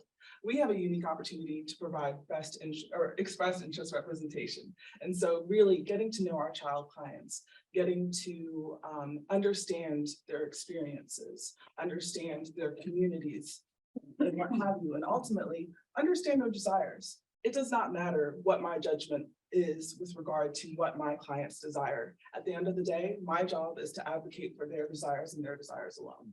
So pretty simple. Expressed interest is a wonderful thing, and I really encourage you all to look into that if you have any questions. I will say this, in the course of my representation for direct representation of clients, my focus has primarily been for youth who have been involved in domestic minor sex trafficking. So I have not had an experience working with clients who have experienced labor trafficking. And typically my clients were either trafficked as minors or were minors who have then transitioned to young adults and are navigating life post-trafficking. Yeah, I think that's a pretty good explanation of what we do over in the Children's Advocacy Clinic. Great, thank you. And I really do want to also acknowledge Professor Hamill, who's here. So Ashley Hamill, thank you very much for being here and for helping us organize today. All right, Caitlin and Peter, would you like to talk about Disability Rights Florida, please? Sure. I'm going to let Caitlin answer the hard questions later, so I'm going to do the easy part, which is sort of an overview of Disability Rights Florida. My name is Pete Sleesman. I'm the Executive Director of Disability Rights Florida. And DRF is Florida's protection and advocacy organization designated by the state, and we're federally funded. In the 70s, there was an expose regarding Willowbrook State Hospital, a facility in New York that served individuals with developmental disabilities under really horrendous conditions. And as a result of the expose in the mid-70s, Congress passed the first law of the Protection and Advocacy for Individuals with Disabilities Act. And that law created a network across the nation of protection and advocacy organizations funded independently by federal grants, and every state and territory was charged with the responsibility of designating an organization. In Florida, Disability Rights Florida, then known as the Advocacy Center for Persons with Disabilities, was the designated P&A. And except for the name change that was done, I think sometime in the early 2000s for branding purposes to try to make us uniform with the rest of the network in the country, we have been the protection advocacy organization for now over, I guess, over 40 years, close to 45 years. A P&A is basically a legally based advocacy organization. We are charged with providing legal assistance to individuals with disabilities on a wide variety of issues all across the state. And we currently have over 80 staff, attorneys, advocates, and other staff working in 4 locations. We're statewide. We're in Tallahassee, Gainesville, Tampa, and in Fort Lauderdale. And then we have a wide variety since COVID of individuals working from home, but we spread out and cover the entire state. So as part of the issues that we address, and we're currently funded under 9 different federal grants, and being the federal government, of course, every grant has its own unique criteria and requirements. And often, you know, we are limited as to what we can do under one grant. We might be able to cross over to another, but the grants are largely sort of pigeonholed, which makes, you know, providing a wide range of services a little bit difficult for the P&A, but certainly not impossible. And having the money is better than not having the money, obviously.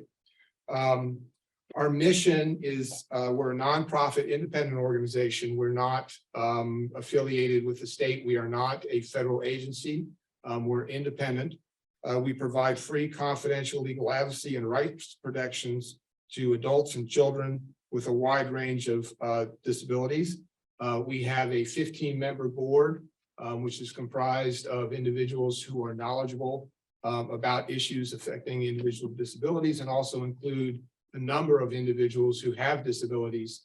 And we also have an mental health advisory board that is made up of individuals with lived experience who basically inform us and our board about what we ought to be doing over the course of the year. Our mission statement is that we advocate, educate, investigate, and litigate, protect and advance the rights, dignity, equal opportunities, and self-determination and choices for all people with disabilities. That means, I mean, among other things, we handle disputes involving Medicaid eligibility, including protective Medicaid, home and community-based services, Medicaid waivers, and Medicaid savings programs. We also handle discrimination in housing, architectural barriers in the community. We handle a lot of cases involving restrictions on service animals, and also accessible transportation and accessible to public and private programs across the state.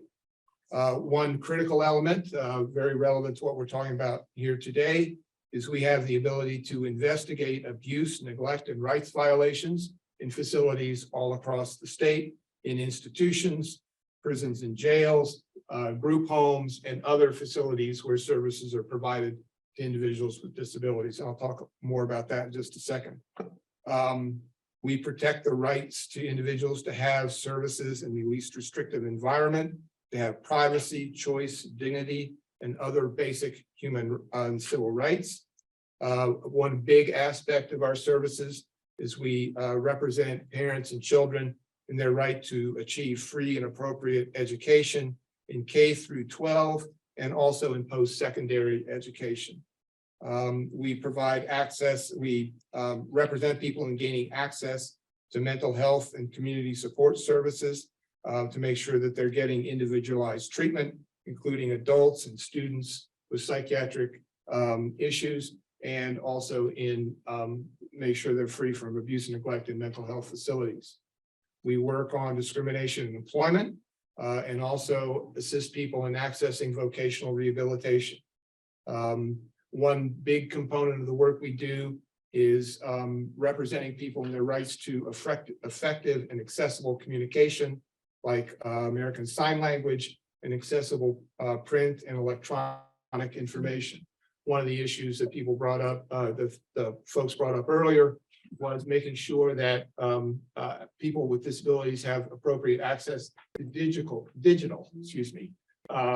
communication, websites and such. And that's a big issue that we're looking at right now.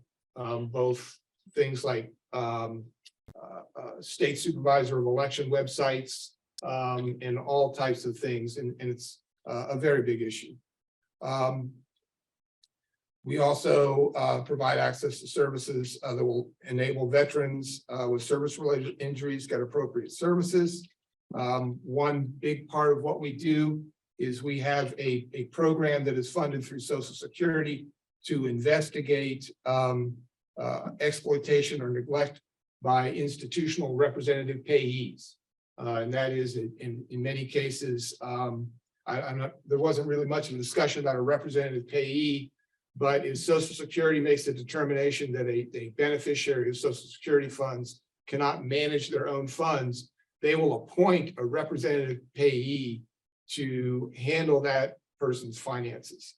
And often there might be the representative payee might be for example, a group homeowner who will manage the funds of the individuals placed in that group home and will handle the funds to pay the group home services, provide them with food, clothing, and shelter and other services. And as you can imagine, in some cases, there is instances of financial exploitation and neglect in that entire system. So we have one of the programs that we operate is called the Representative Payee Program. It's operated by Social Security. Social Security will give us a list of facilities to go out and investigate. We do basically a forensic audit. They'll go into the facility, they'll audit the representative payee funds, they'll talk to the beneficiaries. We can do that privately, apart from the group homeowner or whoever runs the facility, the rep payee, and try to make sure that those funds are being used appropriately and for the benefit of the beneficiary. So it's an important part of our work. Unfortunately, again, being the federal government, the Social Security Administration wants us to keep everything we do in that program private because we're protecting personal information. And so it's difficult even within the organization to share information from that program with other people in Disability Rights Florida. We do it, we can do referrals, but it's just one of those sort of barriers that makes you want to scratch your head and say, come on, we're trying to help people. Why are you inhibiting us? Probably more than scratch your head. We also do voting registration and take steps to make sure that voting is accessible. And then one of the big programs that we've been working on for a number of years is supported decision-making as an alternative to guardianship. It hasn't really been addressed here, but I think you've probably all read news articles about abuses of guardians, professional guardians, with financial exploitation of the wards.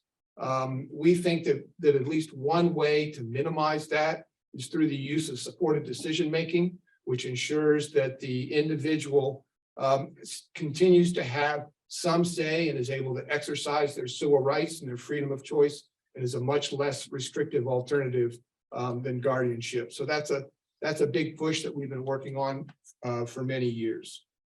The other component, and I'm sorry, Robin, I should have told you, I'm genetically incapable. of I being know, brief. it comes with being a lawyer. I know, I've seen it all my life, But I know you're wrapping up I soon. will wrap up. Yeah. I call Disability Rights Florida a law firm with a twist. And that twist is that in addition to representing individuals and also working on systemic issues and legal matters, we have congressional authority to go into facilities, that is, facilities to provide care and services to individuals.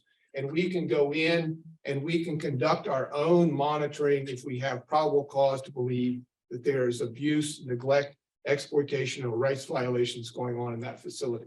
So we have independent access to go in there and conduct those investigations. And that's something that we do quite frequently. I will have to say, though, that it includes nursing homes, group homes, prisons and jails, educational programs.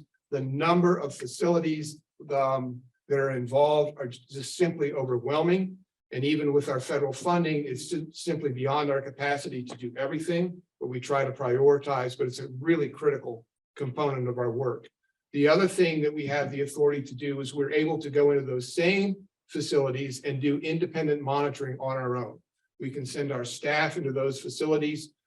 We can show up unannounced in some cases, go into the facilities and monitor and make determinations as to whether or not that facility is respecting the rights of the individuals in the facility.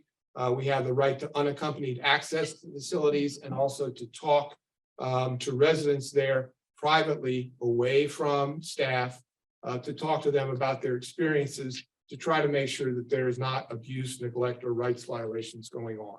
So that's rather long-winded, but there's lots more, but I'll wrap up there and thank you for the time to be here. I will, one last thing.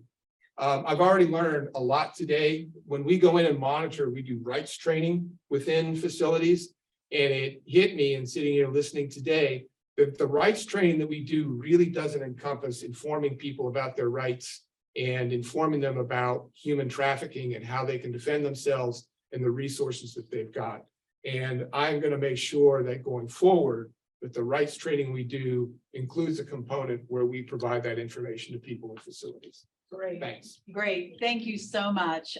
Again, that's a lot, and it's also making me think about the trafficking, under the Trafficking Victims Protection Act, there's a civil right also to enforcement of, things, civil actions essentially, that your lawyers might also be part of, or with the HT Legal Center, how we can all connect around this. So there's so much we can do.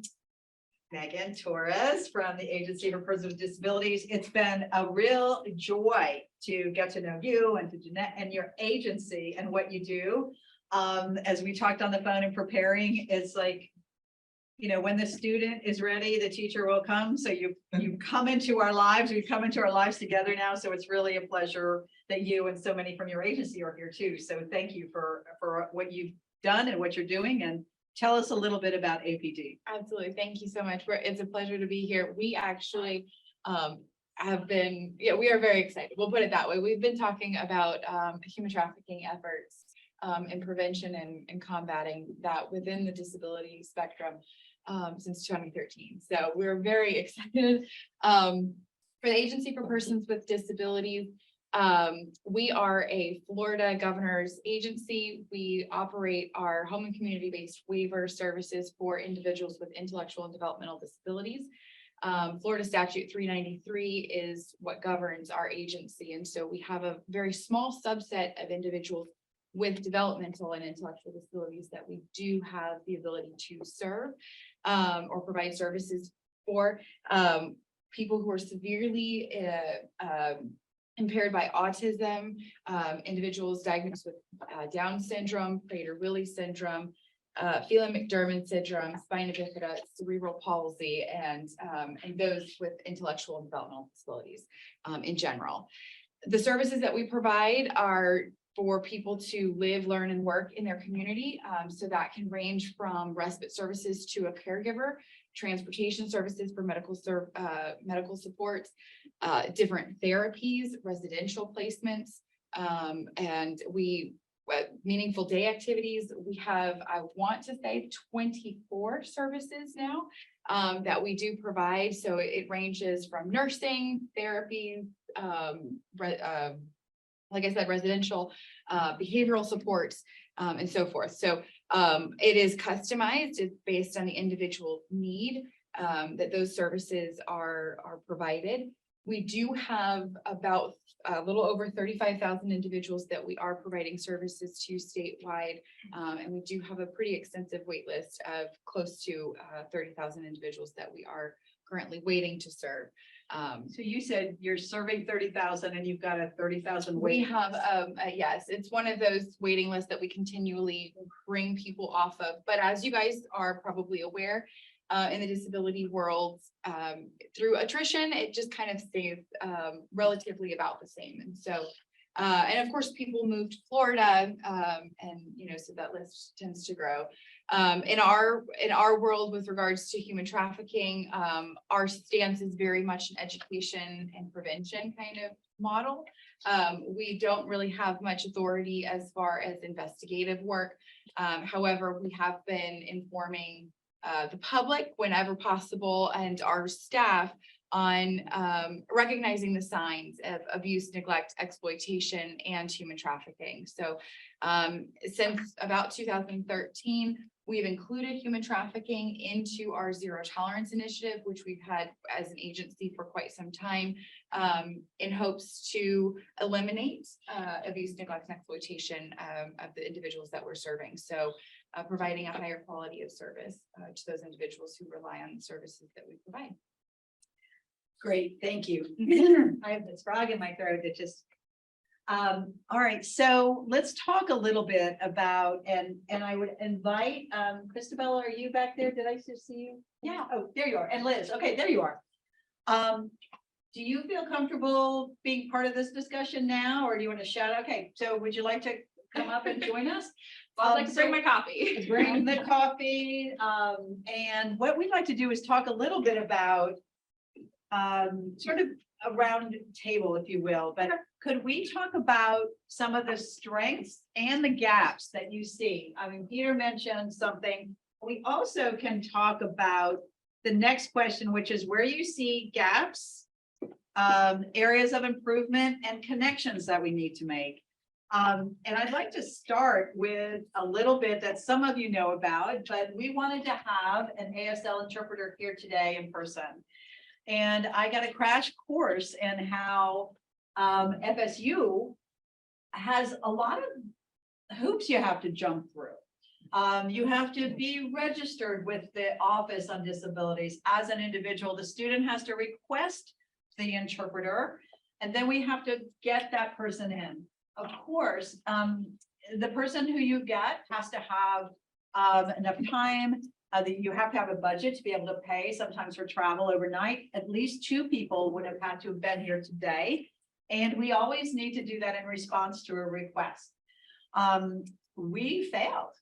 We don't have that person here. And I will say, I had help from Vanya and Danica and Megan to try to get people, and Renee worked hard as well. It was really tough. It was too hard to do that. I can also tell you that of all the times we've written grants, we haven't put money in for this, which we have to, as organizations, remember to do it as a matter of course. Because, what you said about othering, how do we make it natural to have the accommodations that are that are needed? We shouldn't rely on the individual who has that need to come forward to you and raise their hand, and then together jump through even more hoops that are already there. So, we have to do better on that. And I will just tell you that right away. We have closed captioning. The law school had some frustrations. The law school helped us too. So anyway, we hit lots of brick walls, and Caitlin, you helped us too. DRF helped us. You had this problem. So I want to put that on the table and identify that as an area of need going forward, not just when we have programs on issues around disabilities. Anytime we have a program, right? So, that I want to start that off, and then just open it up to all of you. Where do you see strengths that we have? I mean, I would say a strength is everybody here today and the expertise on the panel. and Liz and Chris and Dr. Beth coming in. Where do you see strengths? Where do you see gaps and areas of improvement? So let me just throw it out there. I'll be happy to start. So I think one of our strengths is the codification of support and services for victims and survivors of human trafficking through our Florida statutes. And so we see efforts towards the Victim Compensation Fund for victims of whether it's domestic violence or human trafficking. There's opportunities and access towards the application for funds available through the state. I would also say there are numerous opportunities. Specifically, we have a human trafficking expungement statute, really a remarkable statute, and one of the few states in the country that operate to this degree. Essentially, we understand when a person is involved with trafficking, although they may not have a prostitution charge per se, there may be other charges that are related to the course of their trafficking that they may have been charged with. So for example, one thing I want to be very clear about, minors cannot be charged with prostitution. As we talked about earlier with the TVPA, we do not have the same expectation for proving force, fraud, or coercion when a minor is involved. When it's a minor, simply the involvement in commercial sexual exploitation is sufficient. So with all that being said, why are we still finding youth who are involved in trafficking picking up charges, delinquency charges, things like petty theft, failure to appeal, violation of probation, tampering with a monitoring device? All of those things are typically charges that are associated and related to the course of their trafficking. Perhaps they were encouraged by their exploiter to mess with their ankle monitor, or perhaps they didn't have the means to attend first appearance or what have you, a court proceeding in which they were required to attend. These unfortunately have a multiplying effect. And before you know it, a youth has accumulated anywhere between 5, 7, even greater charges over the course of their trafficking. What we are able to do because of our statute, through submitting essentially a human trafficking expungement petition, we can petition the court for the expungement of those records and those charges, which could do a lot to help a youth and even an adult in really reestablishing themselves and empowering them and stepping forward, not having to deal with the collateral consequences of their judicial system involvement and being able to step forward, whether that's in employment, whether that's in schooling, whether that's even in the application for social benefits. These things are all interconnected. And so that's a huge way we use our legal advocacy. And then lastly, I would say there are some really great opportunities for organizations here in Florida that provide tremendous trauma therapies and trauma supports. So whether that's through intensive trauma therapy, even things like equine therapy or animal-based therapies, having the opportunity to utilize trauma-informed experts to connect with survivors of trafficking is important, and I really do think is a critical step in the empowerment of our survivor clients. Can I ask you to say one more thing about trauma and talk about the certification program here at FSU that you've gone through? And for those of us who are lawyers or paralegals who are here, as part of the justice system, how important it is. I mean, sometimes you think trauma-informed care is for the social services side of things, but lawyers need to be trauma-informed. And tell us what you've done and how you're carrying forward. Absolutely. As an attorney, I would be violating my professional ethics if I did not take the opportunity to learn and be learned in trauma-informed advocacy. That's personally the way that I see it. I in my position with direct representation of survivor clients, I cannot afford to re-traumatize them through my efforts and through my advocacy. And so I have to be as informed as I can be, whether that's through attending trainings like this. I learned so much in our first panel discussion earlier today. Being involved in conversations. And as Robin mentioned, the FSU College of Social Work actually implemented its own professional course in trauma informed advocacy and trauma at large for professionals. So you could be in the legal field, the medical field, what have you. This online program is available. They actually now have 2 levels. So you can complete level 1 or level 2. And it really does provide tremendous resources. I know Robin was a part of creating this program, and I am so grateful to have that trauma certification because it has opened my eyes to the information and knowledge gaps that I've had and the ways in which I have contributed to some of the inequities and some of the gaps that we see in our systems. So Great, thanks so much. Perfect. Anybody, and we've put up in the chat, by the way, it says it's me, it's Graciela, thank you. The information about the trauma program. Anybody else want to talk about some of the strengths you've seen and also some of the gaps and things that I'm going to merge it because we are in about 25 minutes left and just would love you all to talk about next steps, what you've heard and learned and where you think we have strengths and where we can take some good, strong next steps. You look like you want to say something, Caitlin. I do, yes, I'm All right. sorry. Good. So I'm Caitlin Clibben. I didn't explain this earlier when we were introducing ourselves, but the reason I'm here, I'm also with Disability Rights Florida, but prior to being an attorney and a public policy analyst at Disability Rights Florida, I started out my career as a social worker. I worked with survivors of domestic and sexual violence, and I also spent a lot of time working with children in foster care. Then I came to law school. I worked at the Public Interest Law Center where Danica now works and helped develop their human trafficking and exploitation law program. And I have the benefit of kind of having worked on both sides here in Tallahassee, specifically in our local area.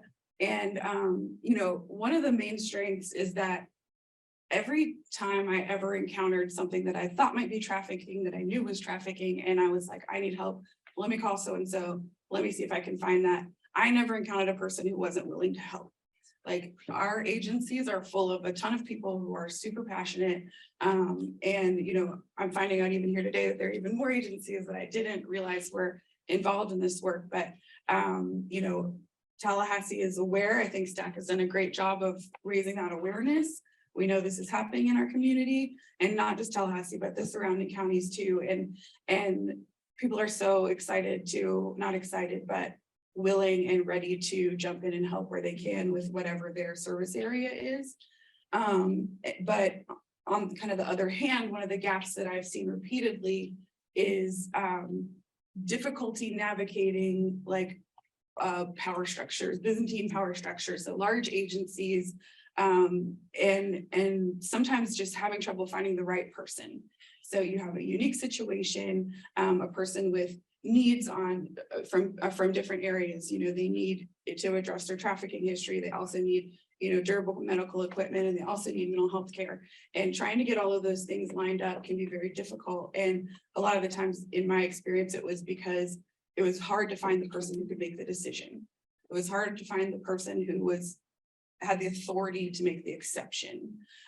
So making those connections and identifying, you know, the power structures and the people within those power structures who can help you navigate them, I think is crucial to be able to effectively do this work.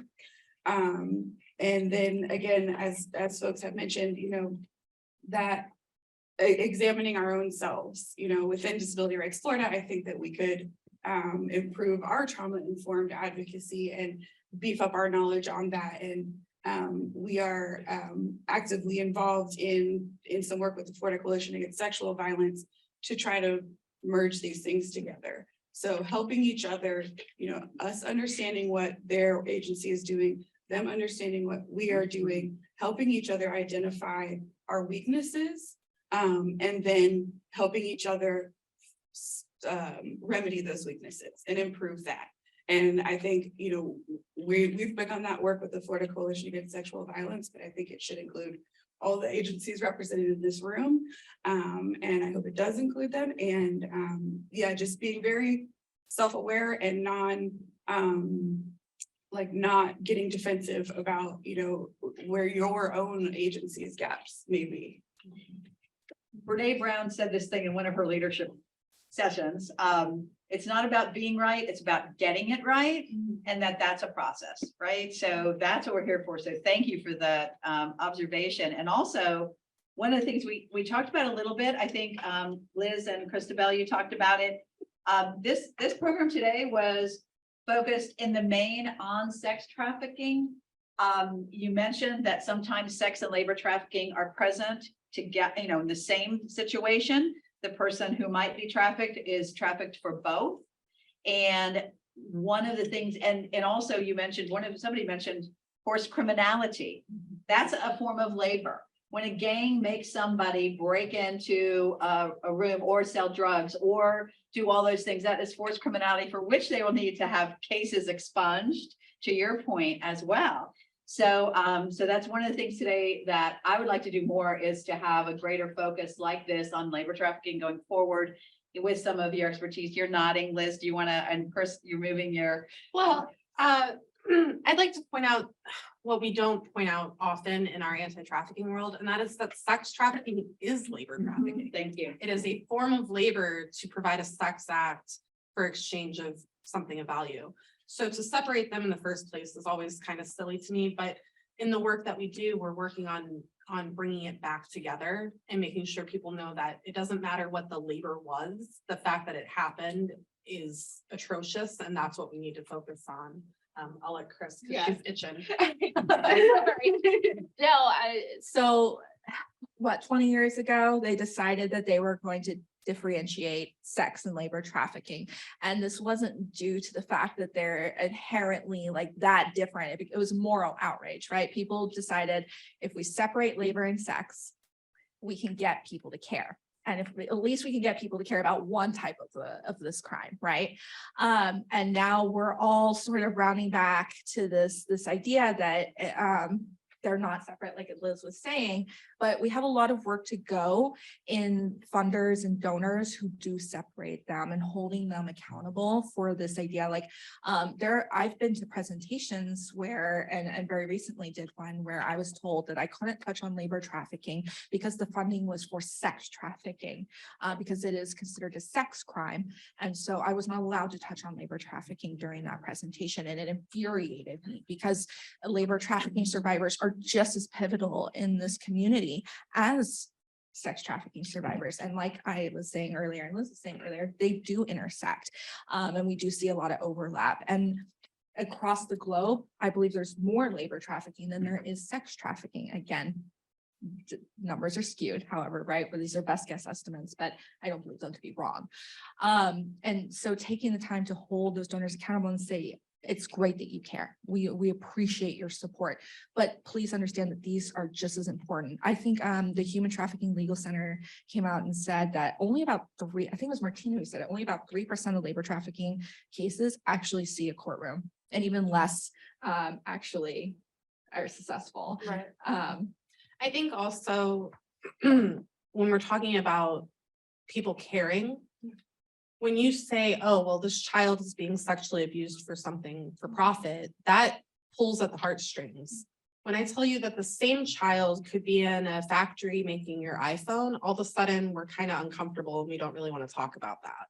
We don't want to talk about the fact that our consumerism is a direct result of trafficking and labor trafficking specifically. But when we want to get involved in something, the idea of a child being sexually abused for anything, but for money is especially heart-pulling. And so that's where people tend to put all their focus. We're here to ask everybody to realign into the idea that all trafficking matters and all trafficking is atrocious. And then really quick, because I don't want to take up too much time. I want you guys to do more talking than me. You guys are incredible. Okay. Florida is leading the country in anti-trafficking. You guys are the models that the rest of us are looking at when we're trying to figure out how to do our work. And I think that that is evident in the people that are in this room today and the people that got online today to hear about us. You guys are doing incredible work. Please continue doing it and continue believing that what you're doing matters, because it does. We're watching, we're learning, and we appreciate everything you guys are doing. Thank you. Thank you. And I'm just gonna jump in for one more point and then I'll hand it back to all these lovely panelists. When we're talking about things that are being done well, something I'm seeing start to come up in the community right now, which I think is pretty cool, is that we're seeing credit repair services offered to survivors. This is something that, again, is pretty new and not a lot of people know about it. And certainly in the survivor community, it's still pretty unknown. But you can go to like Polaris and you can look this up, and you can look up these resources and have them on hand for your clients, for your partners and your co-sponsors and whoever else you're partnering with and working with or for.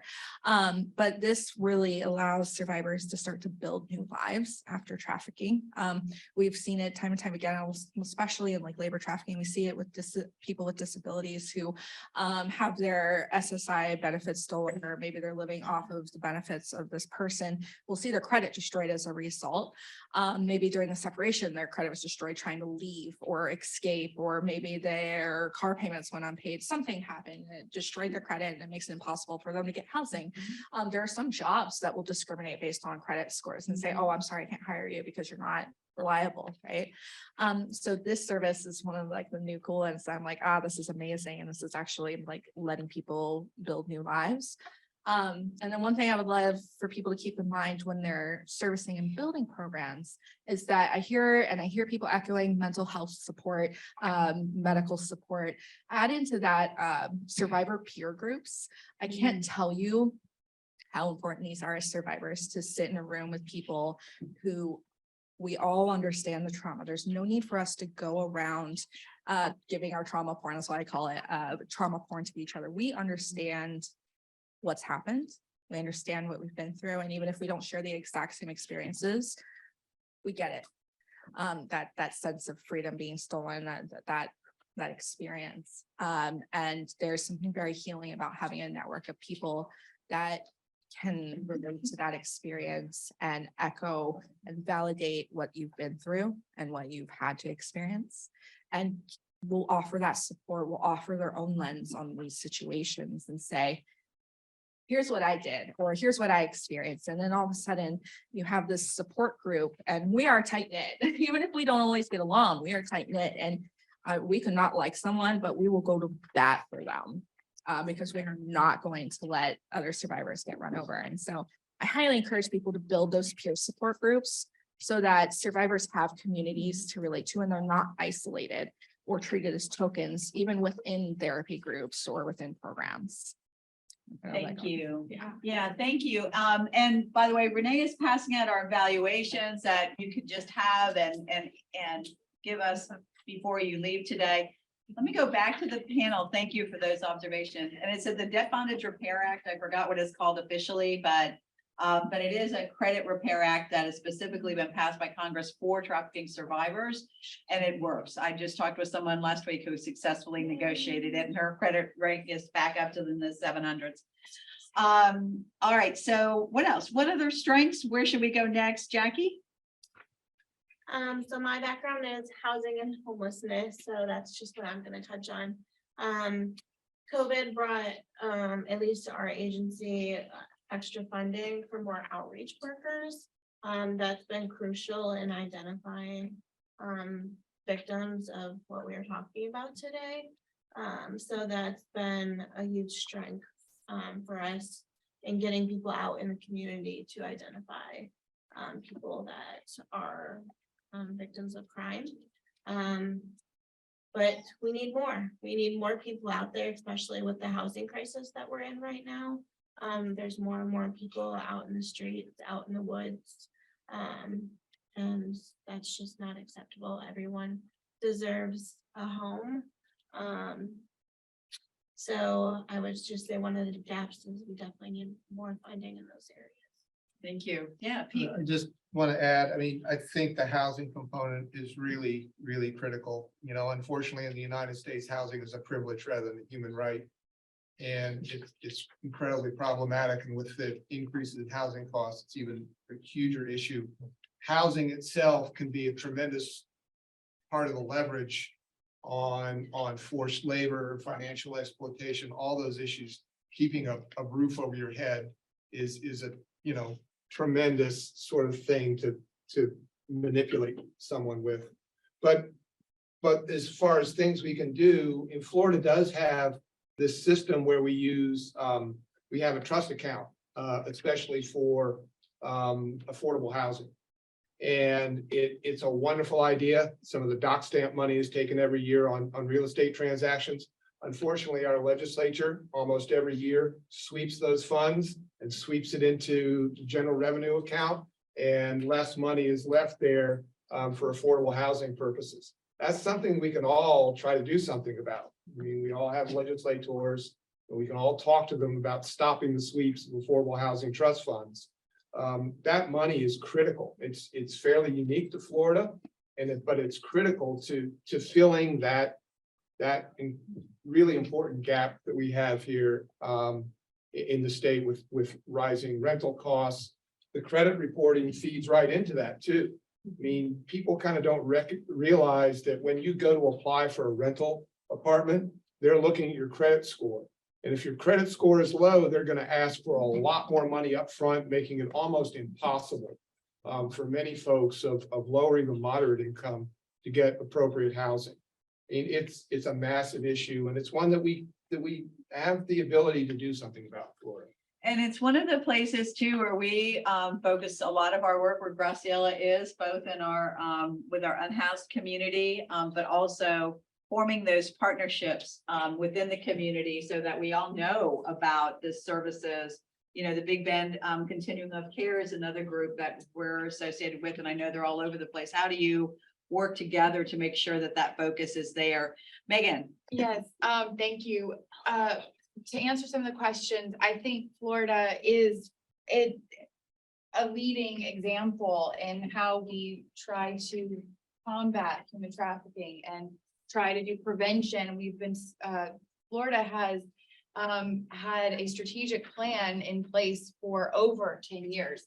And Shout out to the Human Rights Center. Yeah, there you go, That's right? 20 years ago worked on that, Vanya, the strategic plan. Yes. Right. Yeah. And as such, the state agencies have come together for over 10 years to talk about these things, to try to, where do we go? And it is just, it's been a long process. It's a complicated situation, a complicated type of issue to address. And so each little bit kind of snowballs, right? And so we're in a position right now where we've been talking about it for a very long time. There are states that rank higher. Florida, of course, many of us know has historically been and maintains number 3 in the nation for this being an issue for our state. And some of our higher ranking states have not even been aware of this type of an issue in their backyard. And so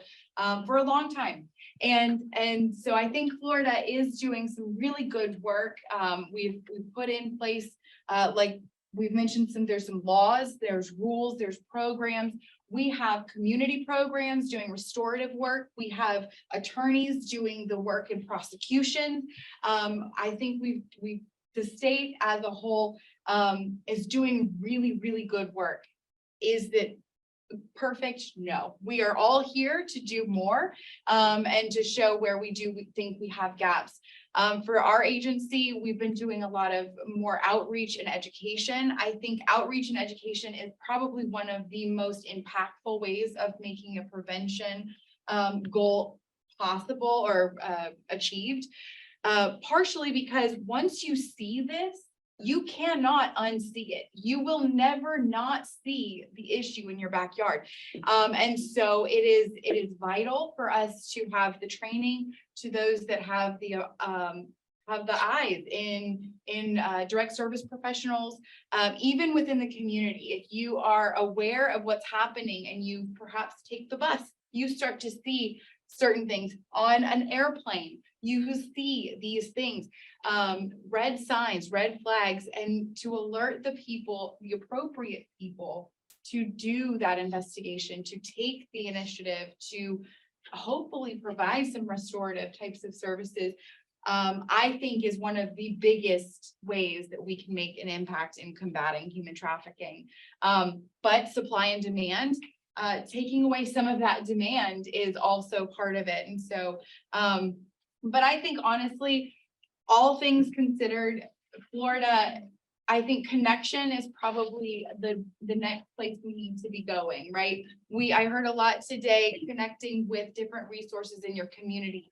Education of those resources, I think, is critical. So for the agency, we provide a lot of those supports that could potentially wrap around an already existing restorative program. So if individuals who perhaps are served by our agency or could be served by our agency are faced with a human trafficking situation, having those community resources going and doing those restorative, but maybe they're having some hard times with transportation, or they need to have, there's a complex medical need that's here. We don't know how to provide or where to go to get the types of medical services, or medical, honestly, a medical residential placement, right? Perhaps it needs to be somebody who is very skilled in their nursing. We provide or have a network of providers that provide that service that could potentially be called upon. And so that is, I think, honestly, the connection within all of these different pieces and parts that we all have is going to make our initiative and our needle move a lot further. And so with that, I'll go ahead and I'll close. Perfect. We're happy to be here. So That's thank you. absolutely perfect. And we have, thank you. Yes. That is a great way to kind of wrap up the panel a bit and open it up to you all for questions and comments. What are your takeaways today? What are your thoughts? Yeah, sure. One quick second. I also want to recognize the strength that we have in our education system. One thing that has been codified in administrative rule is the fact that our public school students are receiving age-appropriate human trafficking education.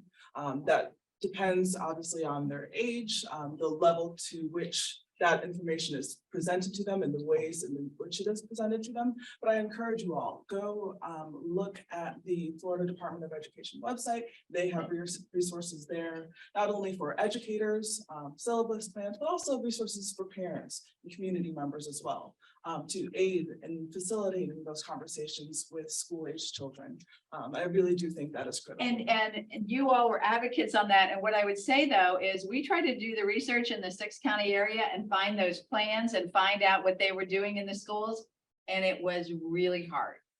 I'm not sure how it's hitting the ground. So everybody who's in Florida, call up your local school board and say you want to see their human trafficking implementation plan that the DOE is mandating under rules. Just do it. Call your local superintendent, Vanya.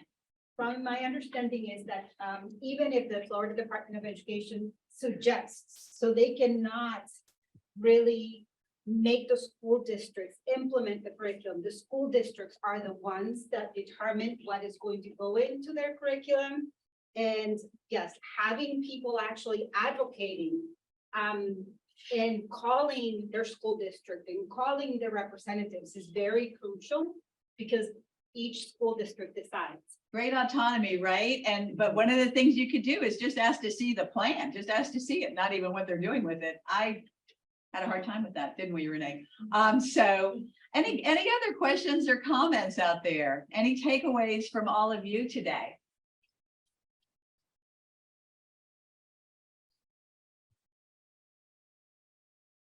Nothing.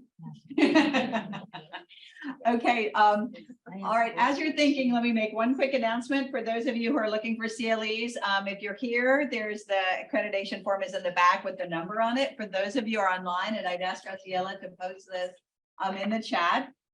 Your number to get 3.5 hours of CLE credit is 2300396 N as in Nancy, 2300396 And it is the intersection of human trafficking and persons with disabilities. Again, those of you here can take a form on your way out so you can make sure you get your CLE credit. Robin, I Yes. saw a message in the chat. good. It appears our virtual participants can't unmute at this time. Perhaps if anyone had any questions, they can put them in the chat. Yeah, put your questions in the chat, please. Noting, I want to thank the survivors for opening their lives to us to help us better understand. Yes, thank you. Any other comments in the chat? Yeah, okay. There's the CLE number. And as we wrap up, we've got what? 1 minute. Can I actually present to all of the panelists? These are our goodie bags. And what we have for you is coffee from Red Eye. As I said, they walk the talk on helping you all to be conscious consumers and enjoy some great coffee from Red Eye. And please know that this week, or I should say Tuesday, STAC is having its big annual fundraiser at Food Glorious Food. We'd love for you to come and join us. It will be tremendous, 5:30 to 7. This program will be on our website shortly, as soon as we can get the recording up and cleaned up. surviveandthriveadvocacy.org under educational resources. We're also posting information about the Restoring Ivy Collective, everything that the presenters here can share with us digitally. We will put that up on the website in addition to your PowerPoint. That's already up on the website now, everybody, so you can actually see that and all of those great resources that you have in there. Any other questions or comments, panel? Anything else you'd like to add? Our emails are on the PowerPoint and all over all the other materials that STAC provided. So please feel free to email us personally if you have any questions or just want to chat. We'd love to do that. Great, thank you. I just wanted to add for anyone who thinks that Disability Rights Florida might be able to be of assistance to them. The one thing Pete might have forgotten to mention in his rundown was that our services are free of charge to everyone. We have no income limit. And we have brochures and information in the back on Disability Rights Florida, which includes the number you can contact us to request for assistance and our website where you can do an online request for assistance also. Great. You all are amazing. You're wonderful. Thank you all for coming. Thank you for sharing today, everybody. You're tremendous. We're so grateful. And thanks to you online.